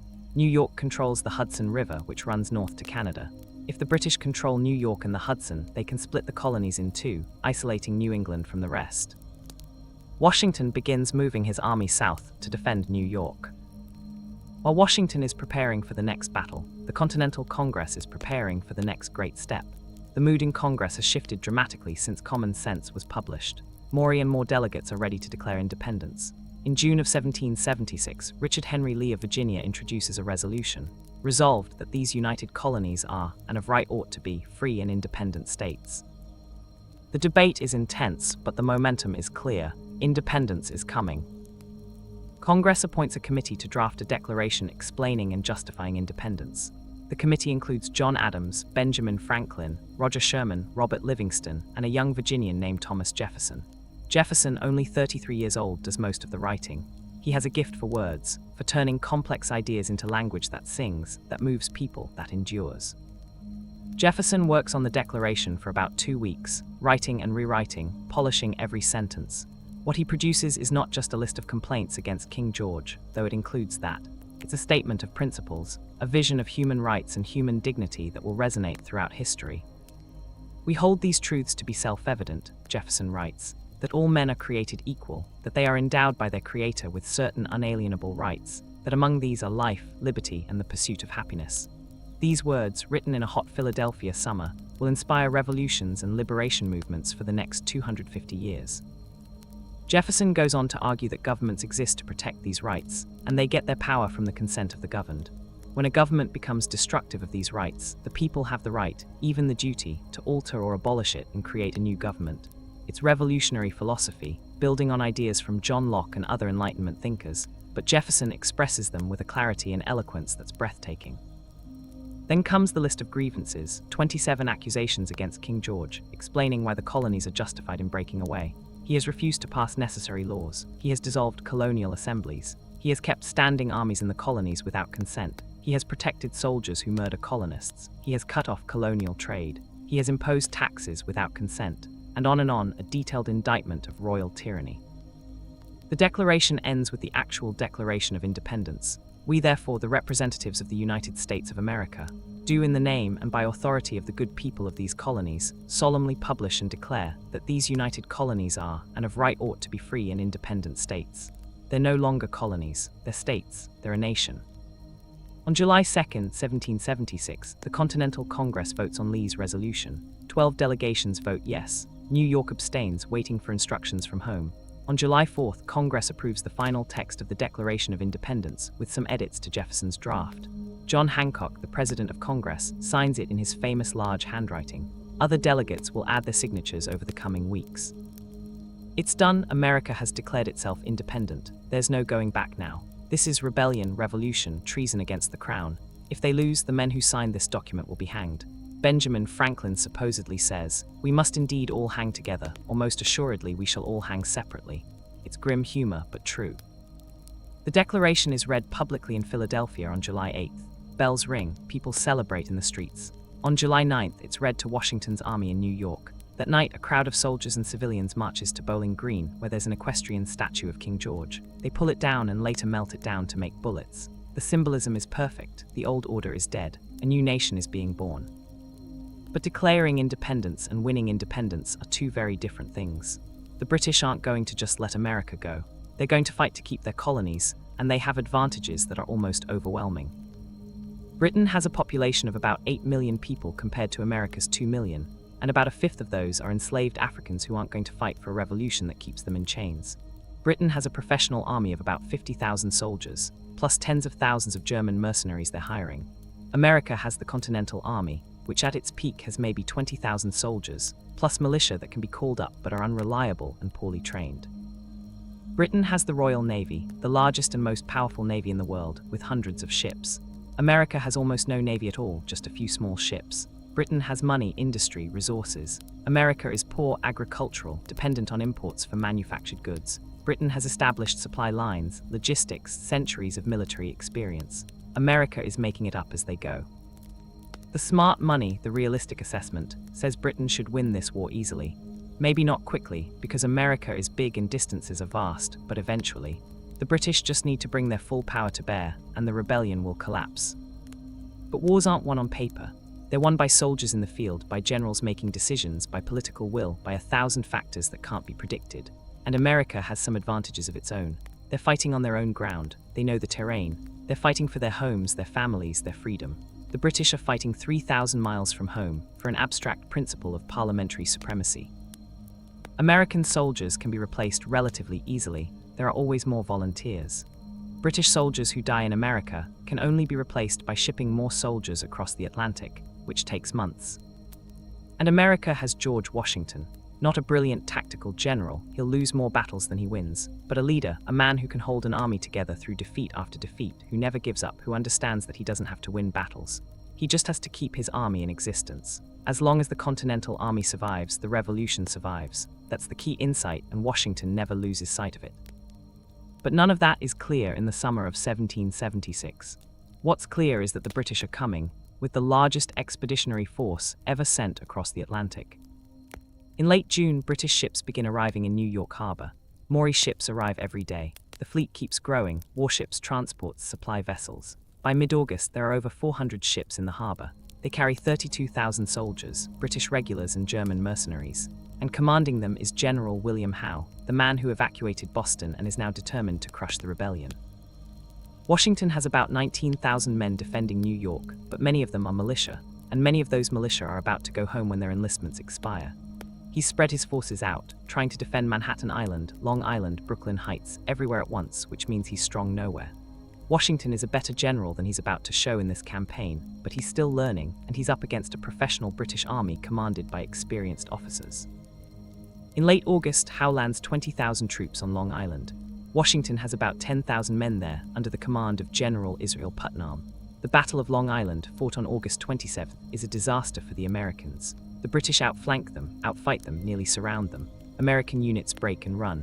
By the end of the day, Washington has lost about 300 men killed and over 1,000 captured. He's forced to retreat to Brooklyn Heights, his armies back against the East River. The British could easily finish them off, but Howe decides to besiege the Americans instead of assaulting their positions. He remembers Bunker Hill. That hesitation saves Washington's army. On the night of August 29th, in one of the most remarkable retreats in military history, Washington evacuates his entire army from Brooklyn to Manhattan. Using every boat he can find, rowboats, sailboats, ferries, working in complete silence, he moves 9,000 men across the East River in the middle of the night. It's risky. If the British discover what's happening, they can destroy the American army as it crosses, but luck is with Washington. A fog rolls in at dawn, covering the last boats. By the time the British realize what's happened, Washington's entire army is gone. They've escaped. But Washington can't hold Manhattan either. The British land more troops, flanking him again. Throughout September, Washington is in constant retreat, from Lower Manhattan to Harlem Heights, from Harlem Heights to White Plains, from White Plains across New Jersey. Every few days, another battle, another retreat. His army is melting away. Men desert, go home. Others are captured. Others die of disease or hunger. By early December, Washington has fewer than 3,000 men left, and many of those are sick or wounded. The British, meanwhile, are confident. They've chased Washington across 2 states. They've captured New York City and Newport, Rhode Island. They've taken thousands of prisoners. As far as they're concerned, the war is basically over. When winter comes, they go into winter quarters the way European armies always do. You don't fight in winter. The roads are bad, the weather's worse, the soldiers need rest. The war can wait until spring, when they'll finish off what's left of Washington's army. This is the lowest point of the American Revolution. The Continental Army is on the verge of collapse. Many of the soldiers' enlistments expire on December 31st. If Washington doesn't do something, if he doesn't win a victory, the army will simply cease to exist on January 1st. And without an army, the revolution is over. Washington knows this. He also knows that he has one advantage, the element of surprise. The British aren't expecting an attack. They think the war is over. They're settled in for the winter, comfortable, let their guard down. If Washington can strike now quickly, he might be able to win a small victory. And a small victory right now might be enough to keep the revolution alive. On December 23rd, Washington gets intelligence that there's a British garrison at Trenton, New Jersey, just across the Delaware River. The garrison is about 1,500 Hessian soldiers, Germans fighting for the British. They're good soldiers, but they're bored, cold, and convinced the Americans are beaten. They celebrate Christmas in the German tradition, with food and drink. And on December 26th, they'll be recovering from their celebrations. Washington makes a plan. He's going to cross the Delaware River on Christmas night and attack Trenton at dawn on December 26th. It's an insane plan. The Delaware is full of ice. The weather is terrible with snow and sleet. His men are exhausted, hungry, poorly clothed. Many don't even have shoes, but Washington knows it's his only chance. On Christmas night, December 25th, 1776, Washington's army begins crossing the Delaware River. There are about 2,400 men along with 18 cannons. They use Durham boats, large, flat-bottomed boats normally used to haul cargo. The crossing takes much longer than planned. The weather is awful, snow, sleet, a freezing wind. The river is treacherous with ice, but they keep going. It's not until about 3 in the morning that the entire army is across. Washington's plan called for attacking at dawn, 5 o'clock. They're already hours behind schedule. They're also split into 2 columns that are supposed to approach Trenton from different directions, but one column gets lost in the storm. Washington's column marches on, 9 miles through the snow and sleet to Trenton. As they march, many men leave bloody footprints in the snow. They have no shoes, just rags wrapped around their feet, but they keep marching. Colonel John Fitzgerald, one of Washington's aides, will later write that he thought he was marching to certain death, but he marched anyway because Washington was marching. At 8 in the morning, 2 hours later than planned, Washington's army attacks Trenton. The Hessians are completely surprised. They scramble to form defensive positions, but the Americans are everywhere, attacking from multiple directions, their artillery firing down the main streets. The Hessian commander, Colonel Johann Rall, tries to organize a counterattack, but he's shot and mortally wounded. Within an hour, it's over. Nearly 1,000 Hessians surrender. The rest escape across a bridge. American casualties: 4 wounded, 2 men who freeze to death on the march. That's it. Washington loads his prisoners, and the captured supplies into boats and crosses back over the Delaware before British reinforcements can arrive. He's won. Against all odds, with an army that was falling apart, in the middle of winter, he's won a victory. The victory at Trenton transforms the war. It's not a major battle in military terms, less than 2,000 soldiers involved on both sides, but psychologically, it's enormous. It shows that Washington can win, that the Continental Army can fight, that the revolution isn't over. Men who were about to go home re-enlist. New volunteers sign up. The army survives. And Washington isn't done. A week later, he pulls off another brilliant maneuver. A large British force is marching toward Trenton to trap him. Washington slips away in the night, leaving his campfires burning to fool the British, and attacks the British garrison at Princeton. He wins again, capturing more supplies and boosting morale even further. These victories, Trenton and Princeton, saved the American Revolution. Without them, the Continental Army would have dissolved and the revolution would have died. With them, the war continues. The British realize they're not going to win this quickly. The Americans realize they can win eventually, and both sides settle in for a long, grinding conflict. Peaceful, restful pause. Your breathing is slow now, deep, steady. The story is washing over you like waves. You don't have to remember every detail, just let it flow. Let yourself drift. And know that if you want to return here to learn more, to fall asleep to more stories like this, you just need to subscribe. But think about that tomorrow. Tonight, just sleep. Let me continue. The year 1777 begins with hope for the Americans after the victories at Trenton and Princeton, but it's still going to be a difficult year. The British have learned from their mistakes. They're going to be more careful, more aggressive, and they have a new strategy. The plan is to split the colonies in 2 by controlling the Hudson River Valley from New York City to Canada. 3 British armies are supposed to converge on Albany, New York. General John Bergen will march south from Canada with about 8,000 men. Colonel Barry St. Ledger will march east from Lake Ontario with about 2,000 men. And General William Howe will march north up the Hudson from New York City with the main army. If this works, if the three armies meet at Albany, New England will be cut off from the rest of the colonies. The revolution will be split in half and can be defeated piece by piece. It's a good plan on paper. In reality, it's a disaster. The first problem is that the three armies don't coordinate. There's no overall commander, no real communication between them. Bergen starts his march from Canada in June, but St. Ledger doesn't start until late July, and Howe decides to do something completely different. Instead of marching up the Hudson, he decides to capture Philadelphia, the American capital. In August, he loads his army onto ships and sails south. Washington has to follow him because he can't let Philadelphia fall without a fight. So Bergen is on his own, marching south from Canada with about 8,000 soldiers, British regulars, German mercenaries, loyalists, and Native American allies. At first, things go well. In early July, he captures Fort Ticonderoga, the same fort where Henry Knox got the cannons the year before. It's a significant victory, and Bergen is confident. He sends a message to London saying he expects to be in Albany by mid-August. But then things start to go wrong.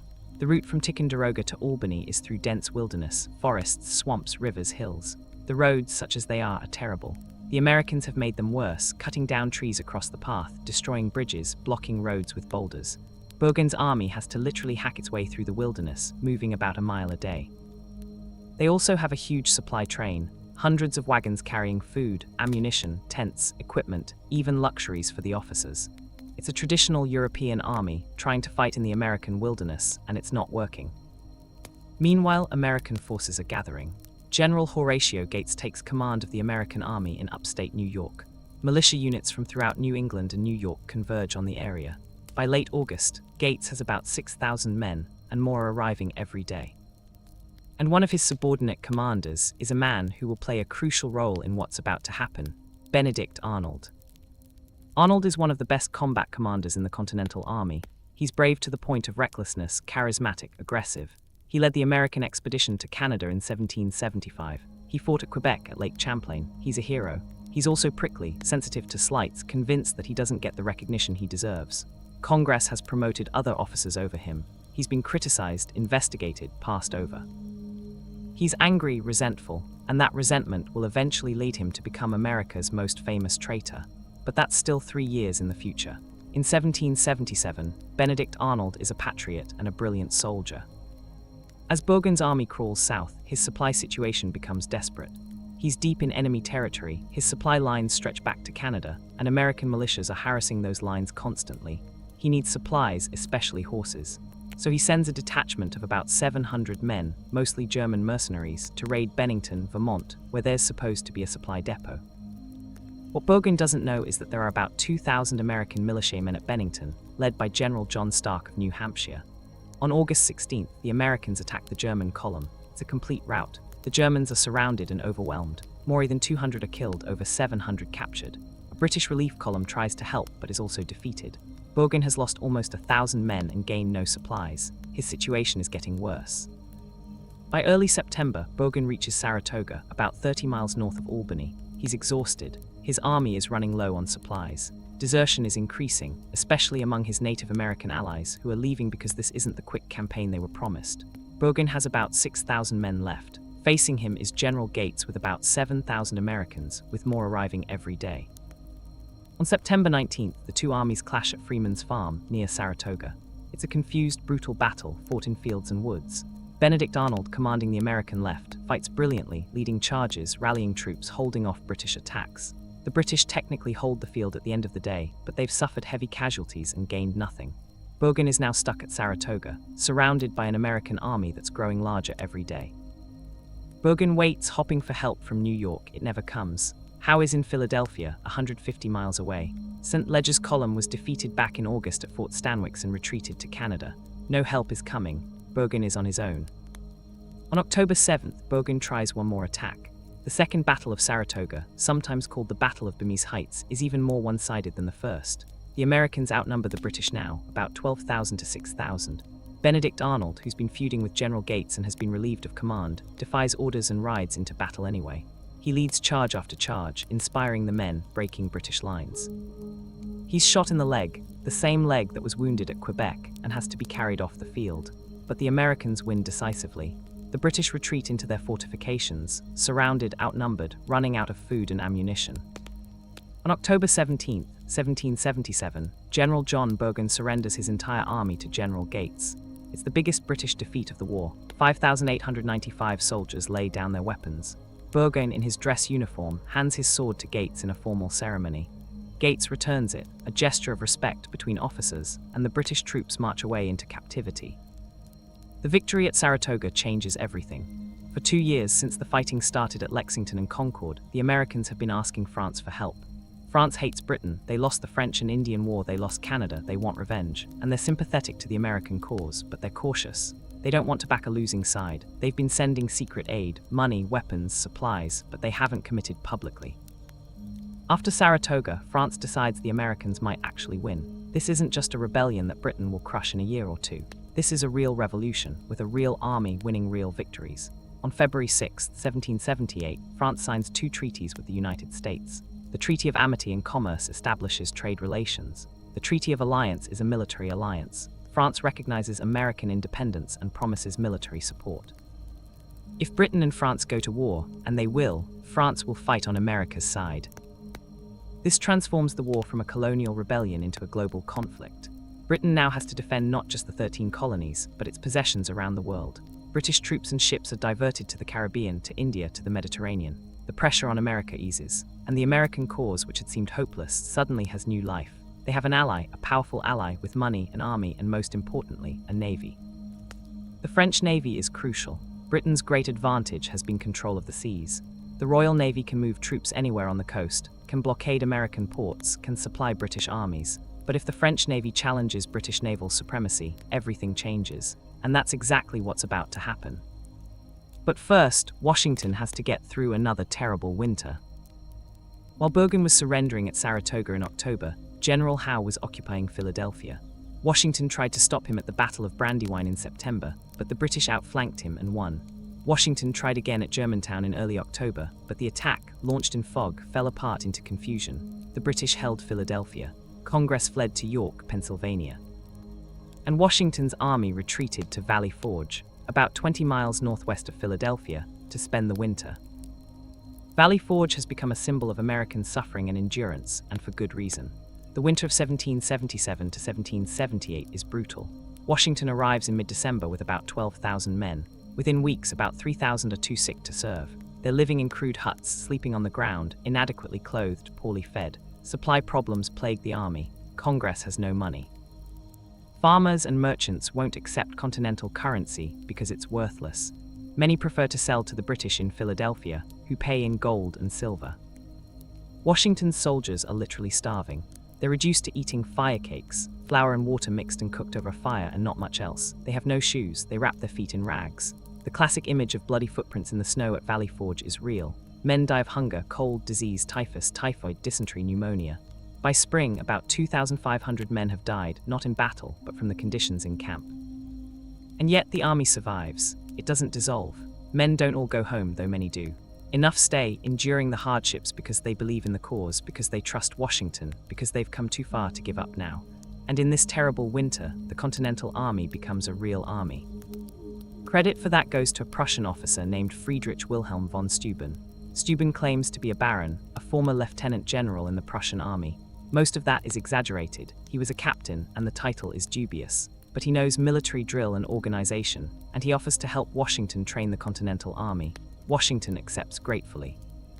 Starting in February of 1778, Steuben begins drilling the troops.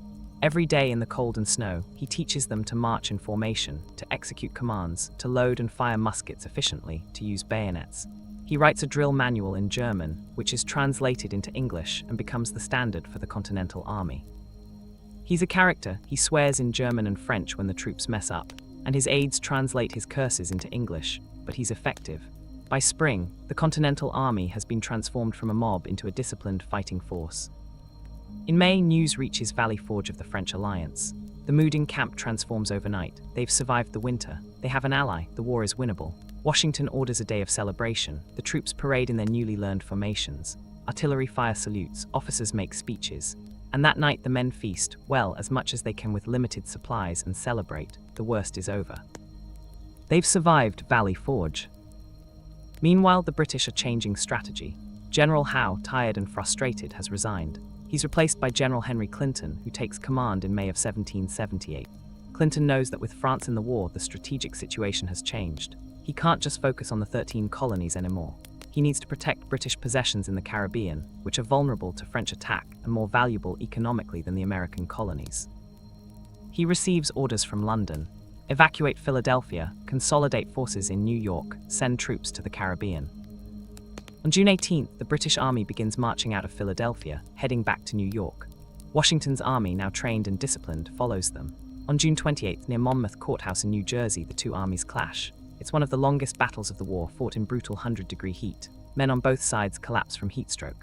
But this time the Continental Army doesn't break. They stand and fight, trading volleys with British regulars, holding their ground.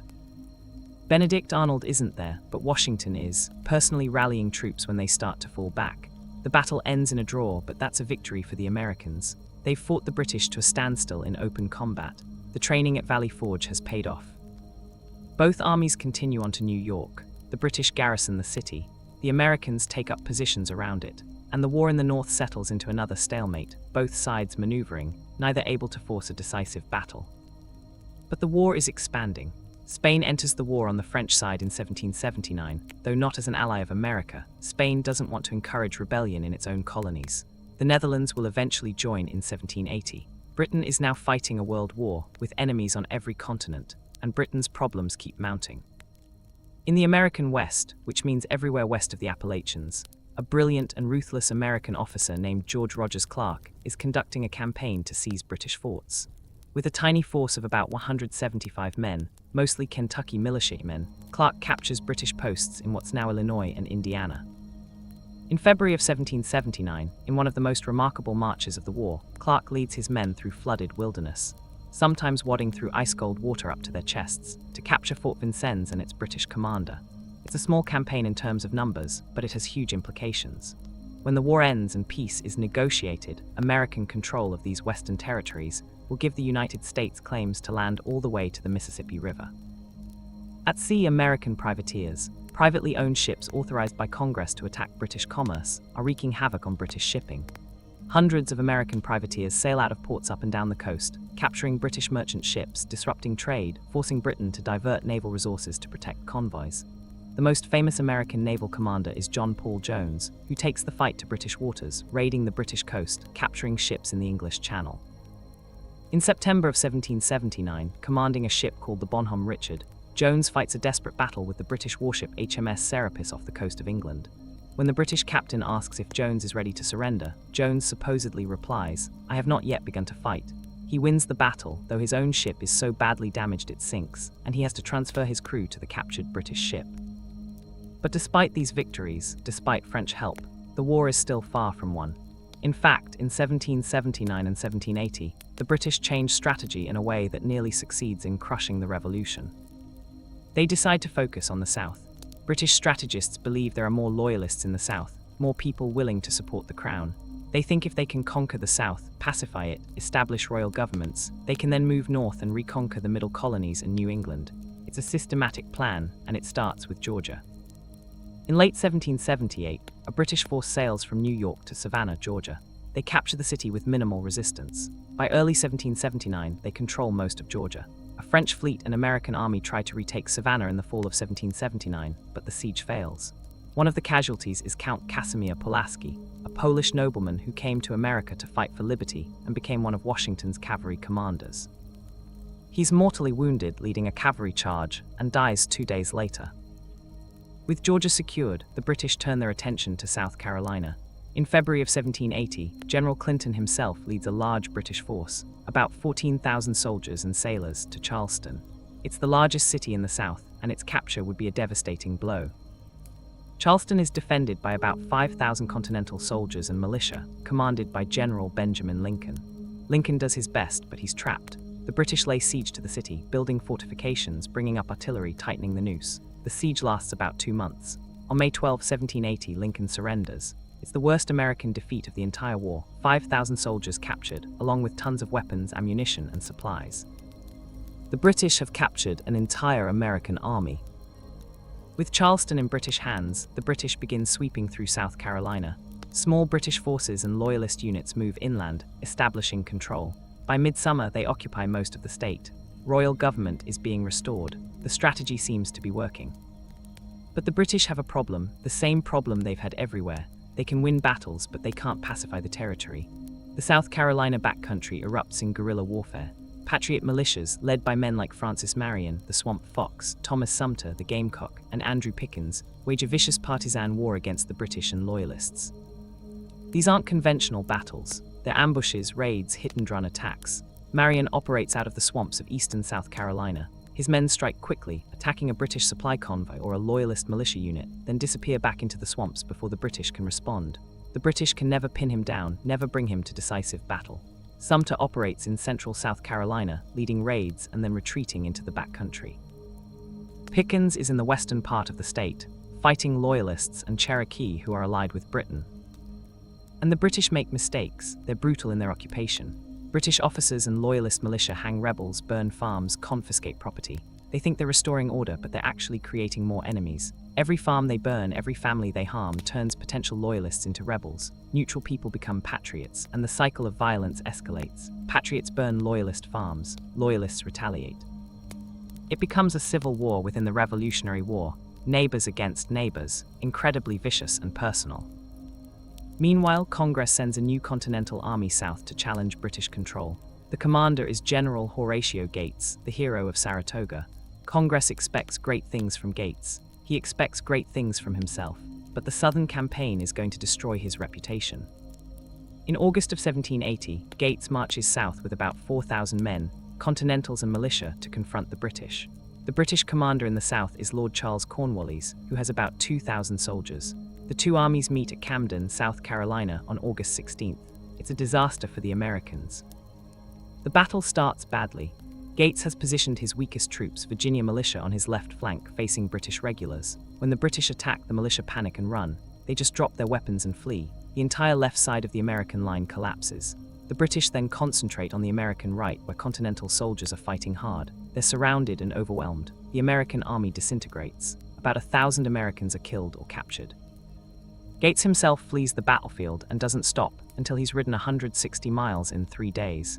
It's humiliating. After Camden, the situation in the South looks hopeless. The British control Georgia and South Carolina. The American Southern Army has been destroyed, again. Partisan leaders like Marion and Sumter are still fighting, but they can't defeat the British in conventional battles. Cornwallis is preparing to invade North Carolina, then Virginia. The South seems lost. But then the tide starts to turn, in small ways at first. On October 7, 1780, about 900 Patriot militiamen, over mountain men from what's now Tennessee and western North Carolina, attack a Loyalist force at Kings Mountain, on the border between the Carolinas. The Loyalists, about 1,000 men commanded by British Major Patrick Ferguson, are positioned on top of a hill. The Patriots surround the hill and attack from all sides, using trees and rocks for cover, shooting uphill. Ferguson is killed. The Loyalists try to surrender, but the Patriots, enraged by British and Loyalist brutality, keep shooting. It's more of a massacre than a battle. When it's finally over, about 300 Loyalists are dead, another 600 are prisoners. American casualties are minimal, 28 killed, 62 wounded. Kings Mountain is significant beyond its size. It's a Patriot victory, achieved by militia without Continental Army involvement. It shows that the British can be beaten in the South. More importantly, it disrupts Cornwallis's plans to invade North Carolina. He has to pull back into South Carolina to regroup, and it demoralizes the Loyalists, who realize they're not safe even when they think they're winning.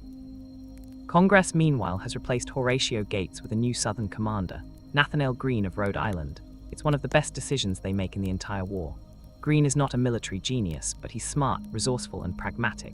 He understands that he can't defeat the British in conventional battles, they're too strong. So he's going to wage a war of attrition, wearing down the British, making them chase him across the Carolinas, forcing them to exhaust their men and supplies. Greene takes command in December of 1780.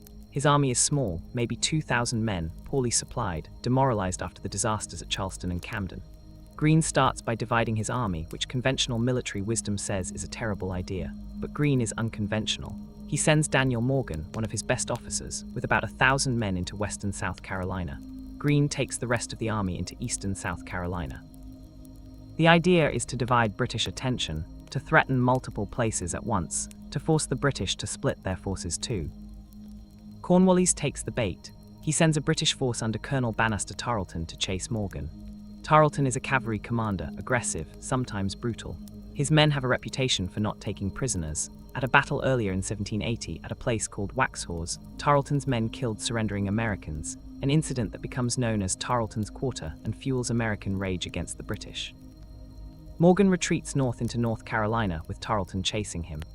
On January 17, 1781, Morgan decides he can't retreat any further. He's at a place called Cowpens, literally just a pasture where farmers used to keep cattle, and he's going to make a stand. It's not a great defensive position. There's a river behind him, which means no room to retreat. But Morgan is a canny commander, and he uses the terrain cleverly. Morgan positions his men in 3 lines. The first line is militia, who he knows will probably run when the British attack, but he tells them, fire 2 volleys, then retreat behind the second line. That's all he asks. The second line is more militia and some Continental soldiers. The third line on a low hill is his best Continental troops, and he's got cavalry hidden behind the hill. Tarleton attacks at dawn with about 1,000 men, British regulars and loyalist units. The militia in the first line fire 2 volleys as ordered, then retreat. Tarleton's troops, thinking the Americans are running, charge forward. They hit the second line, which also fires and retreats. Now the British are tired, disorganized, chasing what they think is a routed army. They reach the third line, the Continentals on the hill. The Continentals deliver devastating volleys. Then Morgan orders a bayonet charge. At the same moment, the cavalry hits the British flanks. The American militia that retreated earlier rallies and attacks the British rear. Tarleton's army is surrounded. Within an hour, it's destroyed. 100 killed, 200 wounded, 600 captured. Tarleton escapes with a handful of cavalry. American casualties, 12 killed, 60 wounded. Cowpens is a masterpiece, one of the greatest American tactical victories of the war. Morgan has destroyed a British force with minimal losses, and it's done against British regulars, not just militia. It proves the Continental Army can outfight the British when well led and properly positioned. Cornwallis is furious when he hears about Cowpens. He's lost a quarter of his army, and he's determined to catch Morgan and Greene and destroy them. He begins a pursuit across North Carolina. Greene and Morgan link up their forces and retreat north toward Virginia. It's winter, the roads are muddy, rivers are flooded. Both armies suffer terribly from the weather and lack of supplies. Cornwallis, trying to move faster, orders his army to burn their baggage, their tents, their extra supplies, everything that slows them down. They're going to catch the Americans or die trying. For 6 weeks, the 2 armies march across North Carolina. It's a race, Greene trying to reach Virginia, Cornwallis trying to catch him. They're sometimes only hours apart. Finally, in mid-February, Greene gets his army across the Dan River into Virginia. Cornwallis reaches the river and finds the boats gone, carried to the Virginia side. He's been outmaneuvered. Greene has escaped. But Greene doesn't stay in Virginia. A few days later, reinforced by Virginia militia, he crosses back into North Carolina. He's ready to fight. On March 15, 1781, the 2 armies meet at Guilford Courthouse. Greene has about 4,000 men, mostly militia. Cornwallis has about 2,000, all regulars. Greene uses the same 3-line tactic that worked at Cowpens. It doesn't work as well this time. The militia breaks too quickly, but the battle is fierce. At one point, Cornwallis orders his artillery to fire into a melee where British and American soldiers are mixed together, killing his own men to stop an American advance. The British eventually win. They hold the field, but they've suffered terrible casualties, over 500 killed and wounded, more than a quarter of their army. Greene's losses are higher in absolute numbers, about 250 killed and wounded, but he can replace those men. Cornwallis can't. An old saying goes, another such victory and we are ruined. That's the situation after Guilford Courthouse. Cornwallis has won, but he's destroyed his army in the process. He retreats to Wilmington, North Carolina on the coast to rest and resupply. Greene, meanwhile, marches into South Carolina. If Cornwallis isn't going to hold the territory, Greene is going to take it back. Over the next few months, Greene and his subordinates fight a series of battles and skirmishes across South Carolina. They don't always win. Greene will say later that he fought the British and got beaten, rose and fought again, but they keep fighting. And gradually they retake South Carolina. The British and Loyalists are pushed back to Charleston and Savannah. The interior of the state is in American hands. The British Southern strategy is falling apart. Cornwallis, meanwhile, makes a fateful decision. He's tired of fighting in the Carolinas. He decides to invade Virginia. If he can conquer Virginia, the richest and most populous southern state, he can cut off supplies to the American armies in the Carolinas. and maybe, just maybe, he can force a decisive battle with Washington's army, which has been inactive in the North for years. In May of 1781, Cornwallis marches into Virginia with about 7,000 soldiers. He's joined by British forces already in Virginia, bringing his total to about 8,000. He begins raiding across the state, destroying supplies, disrupting American communications. For a few months, he's successful. Virginia seems helpless against him. Thomas Jefferson, now governor of Virginia, barely escapes capture when British cavalry raid Charlottesville. But Cornwallis has put himself in a potentially dangerous position. He's deep in enemy territory. His supply lines are long, and he's depending on control of the sea to supply his army and provide an escape route if necessary. In August, on orders from General Clinton in New York, Cornwallis moves to Yorktown, a small tobacco port on the Chesapeake Bay. He's supposed to establish a naval base there, fortify it, and use it to control the Chesapeake. He sets his men to building fortifications, and he waits for the Royal Navy to arrive with supplies and reinforcements. He doesn't know it, but he's just walked into a trap. Washington has been planning something big. For months, he and the French have been coordinating. A large French army under Count Rochambeau is in Rhode Island. Washington's army is in New York. Together, they have about 10,000 men. Washington's original plan is to attack New York City, but then he gets intelligence about Cornwallis in Virginia. And he gets even better news. A French fleet, 28 warships under Admiral de Grasse, is sailing from the Caribbean to the Chesapeake Bay. If the French fleet reaches the Chesapeake before the British, Cornwallis will be trapped. His army is on a peninsula, surrounded on three sides by water. If the French control the sea and American and French armies approach by land, Cornwallis will have nowhere to go. Washington makes a decision. He's going to take the combined American and French armies and march to Virginia. They're going to trap Cornwallis at Yorktown. It's a risky plan. The march from New York to Virginia is about 400 miles. The armies have to move quickly before the British realize what's happening. And everything depends on the French fleet arriving first. If the British fleet gets there first, Cornwallis can escape or be reinforced, and the whole plan falls apart. In late August, Washington and Rochambeau begin marching south. They leave a small force in New York to fool the British into thinking they're still there. The bulk of their armies, about 7,000 men, head south. They move through New Jersey, Pennsylvania, Maryland. The French soldiers are well-equipped, well-disciplined, marching in perfect formation. The American soldiers are more ragged, but they're veterans now, tough and experienced. They've been fighting for 6 years. On September 5th, the French fleet arrives in the Chesapeake Bay. A British fleet tries to intervene. The two fleets fight an inconclusive battle, the Battle of the Virginia Capes, but the crucial result is that the British ships are damaged and retreat to New York for repairs. The French fleet remains in control of the Chesapeake. Cornwallis is cut off from the sea. Meanwhile, Washington and Rochambeau are marching. They reach Virginia in mid-September and join forces with the American army already there, commanded by the Marquis de Lafayette, a young French nobleman who's been fighting for America since 1777. The combined force now totals about 16,000 men, American Continental soldiers, French regulars, Virginia militia. They begin moving toward Yorktown. Cornwallis watches them come. He's trapped. He knows he's trapped. He sends urgent messages to General Clinton in New York, begging for help, for reinforcements, for evacuation. Clinton promises to send a fleet with 5,000 soldiers, but it will take weeks to organize. By late September, Washington's army has surrounded Yorktown on the land side. The French fleet controls the sea. Cornwallis has 8,000 men, but they're trapped in a small town on a peninsula. The siege begins. The Americans and French dig trenches, moving closer and closer to the British fortifications. They bring up artillery, dozens of cannons and mortars. On October 9th, Washington himself fires the first American cannon, launching the bombardment. For days, the Allied artillery hammers Yorktown. Buildings collapse, ships in the harbor are sunk. The British return fire, but they're outnumbered, outgunned, taking casualties constantly. Cornwallis writes in his dispatches that his position is becoming desperate. The Allies dig a second trench, even closer to the British lines. To complete it, they need to capture 2 British redoubts, small forts that stick out from the main British defenses. On the night of October 14th, 2 assault parties attack these redoubts. One is made up of French soldiers. The other is American, led by Alexander Hamilton, Washington's former aide who's been begging for a combat command. The attacks are coordinated, launched at the same moment. Hamilton's men charge with unloaded muskets. They're going to take the redoubt with bayonets, not bullets. It's incredibly dangerous, but it works. Both redoubts are captured in less than 30 minutes. The siege lines move even closer. Cornwallis tries one last desperate maneuver. On the night of October 16th, he begins evacuating his army across the York River to Gloucester Point, where he might be able to break through the Allied lines and escape north. But a storm comes up. The boats can't cross. By morning, only a few hundred men have gotten across, and they have to come back. The escape attempt has failed. Cornwallis knows it's over. On the morning of October 17th, the 4th anniversary of Burgoyne's surrender at Saratoga, a drummer boy appears on the British ramparts, beating a signal. Then a British officer walks forward with a white flag. Surrender negotiations begin. The formal surrender ceremony takes place on October 19, 1781. It's carefully choreographed. The British troops march out between two lines, American soldiers on one side, French soldiers on the other. They're supposed to march with their flags unfurled, but the British flags are cased, hidden. As they march, a British band plays a tune called The World Turned Upside Down. It's appropriate. Cornwallis doesn't attend the ceremony himself.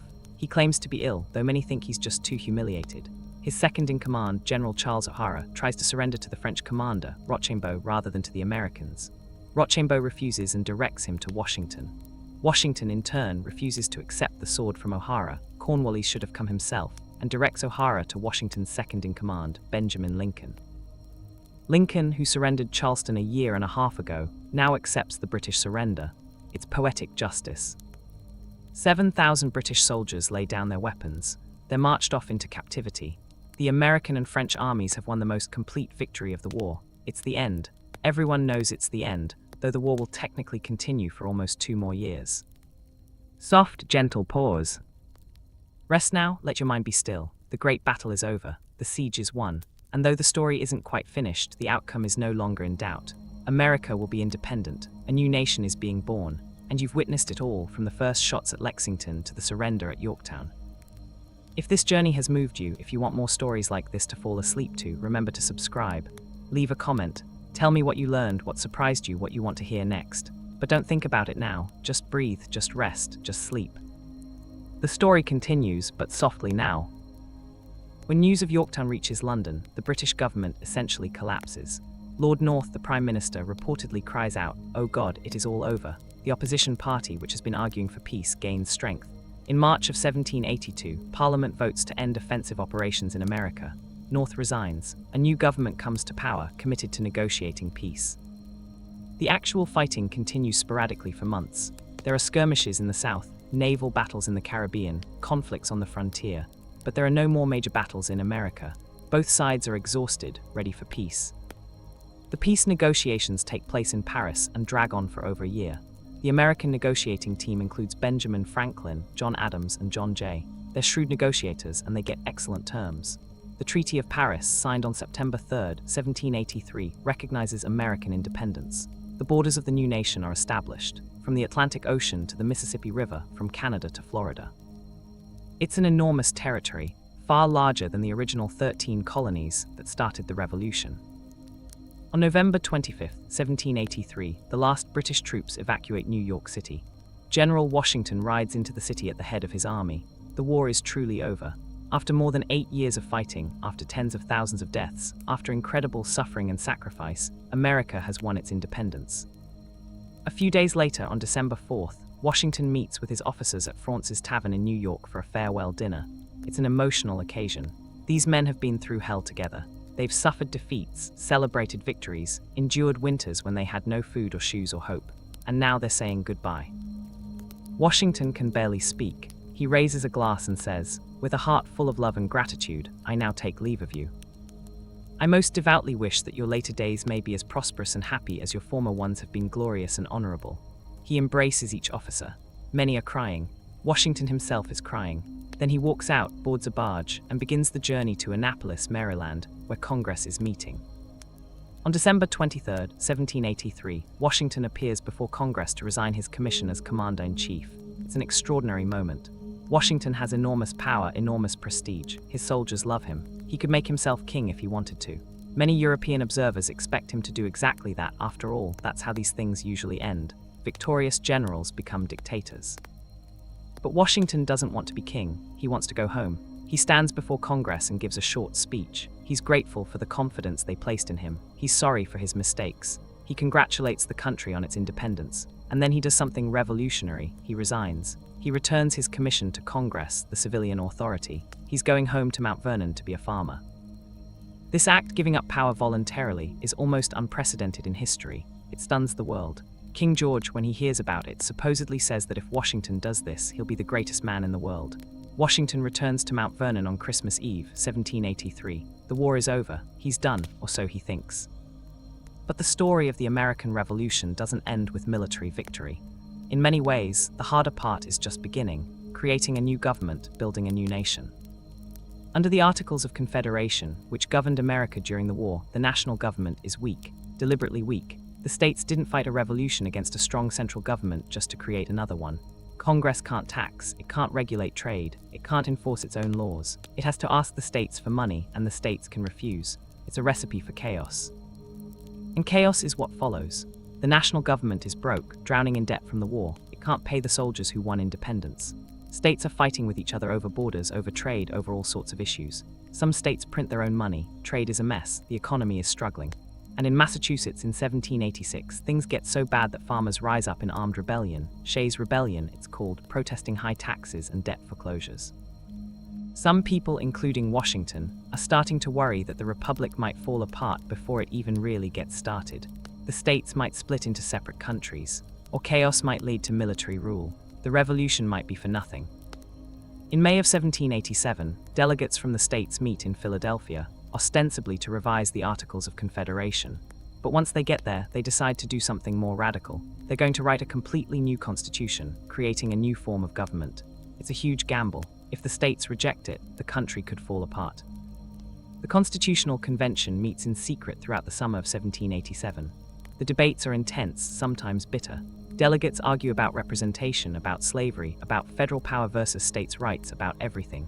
Compromises are hammered out. Some are principled, some are expedient, some are morally questionable, particularly the compromises on slavery that will haunt the nation and eventually lead to civil war. The constitution they create establishes a federal republic with separation of powers. The legislative branch makes laws, the executive branch enforces them, the judicial branch interprets them. Each branch checks and balances the others. It's innovative, flexible, designed to prevent tyranny while creating a government strong enough to actually govern. By June of 1788, enough states have ratified the Constitution for it to take effect. George Washington, the one man everyone trusts, is elected as the first president. He's inaugurated on April 30th, 1789 in New York City. He takes the oath of office on a balcony overlooking Wall Street. Thousands of people watch and cheer. America has a new government, a new beginning. Washington's presidency establishes crucial precedents. He creates the cabinet, appointing talented men to help him govern. He navigates carefully between competing factions. He refuses to serve more than 2 terms, setting a tradition that will last until Franklin Roosevelt. Most importantly, he proves that Republican government can work, that people can govern themselves without kings or tyrants.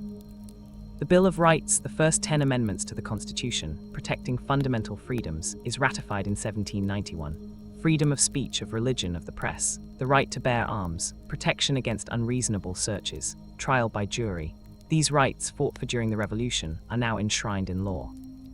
By the time Washington retires in 1797, America is established. It's not perfect, far from it. Slavery still exists. Women can't vote. Native Americans are being pushed off their lands. The promises of the Declaration of Independence, that all men are created equal, that they have unalienable rights, aren't being kept for millions of people. But the framework is there, the ideals are expressed, and over the next 2 centuries, generation after generation of Americans will work to expand those rights, to make those promises real for more people. The abolition of slavery, women's suffrage, civil rights, voting rights, all of these movements will draw inspiration from the principles established in 1776. The American Revolution matters not just because it created a new nation.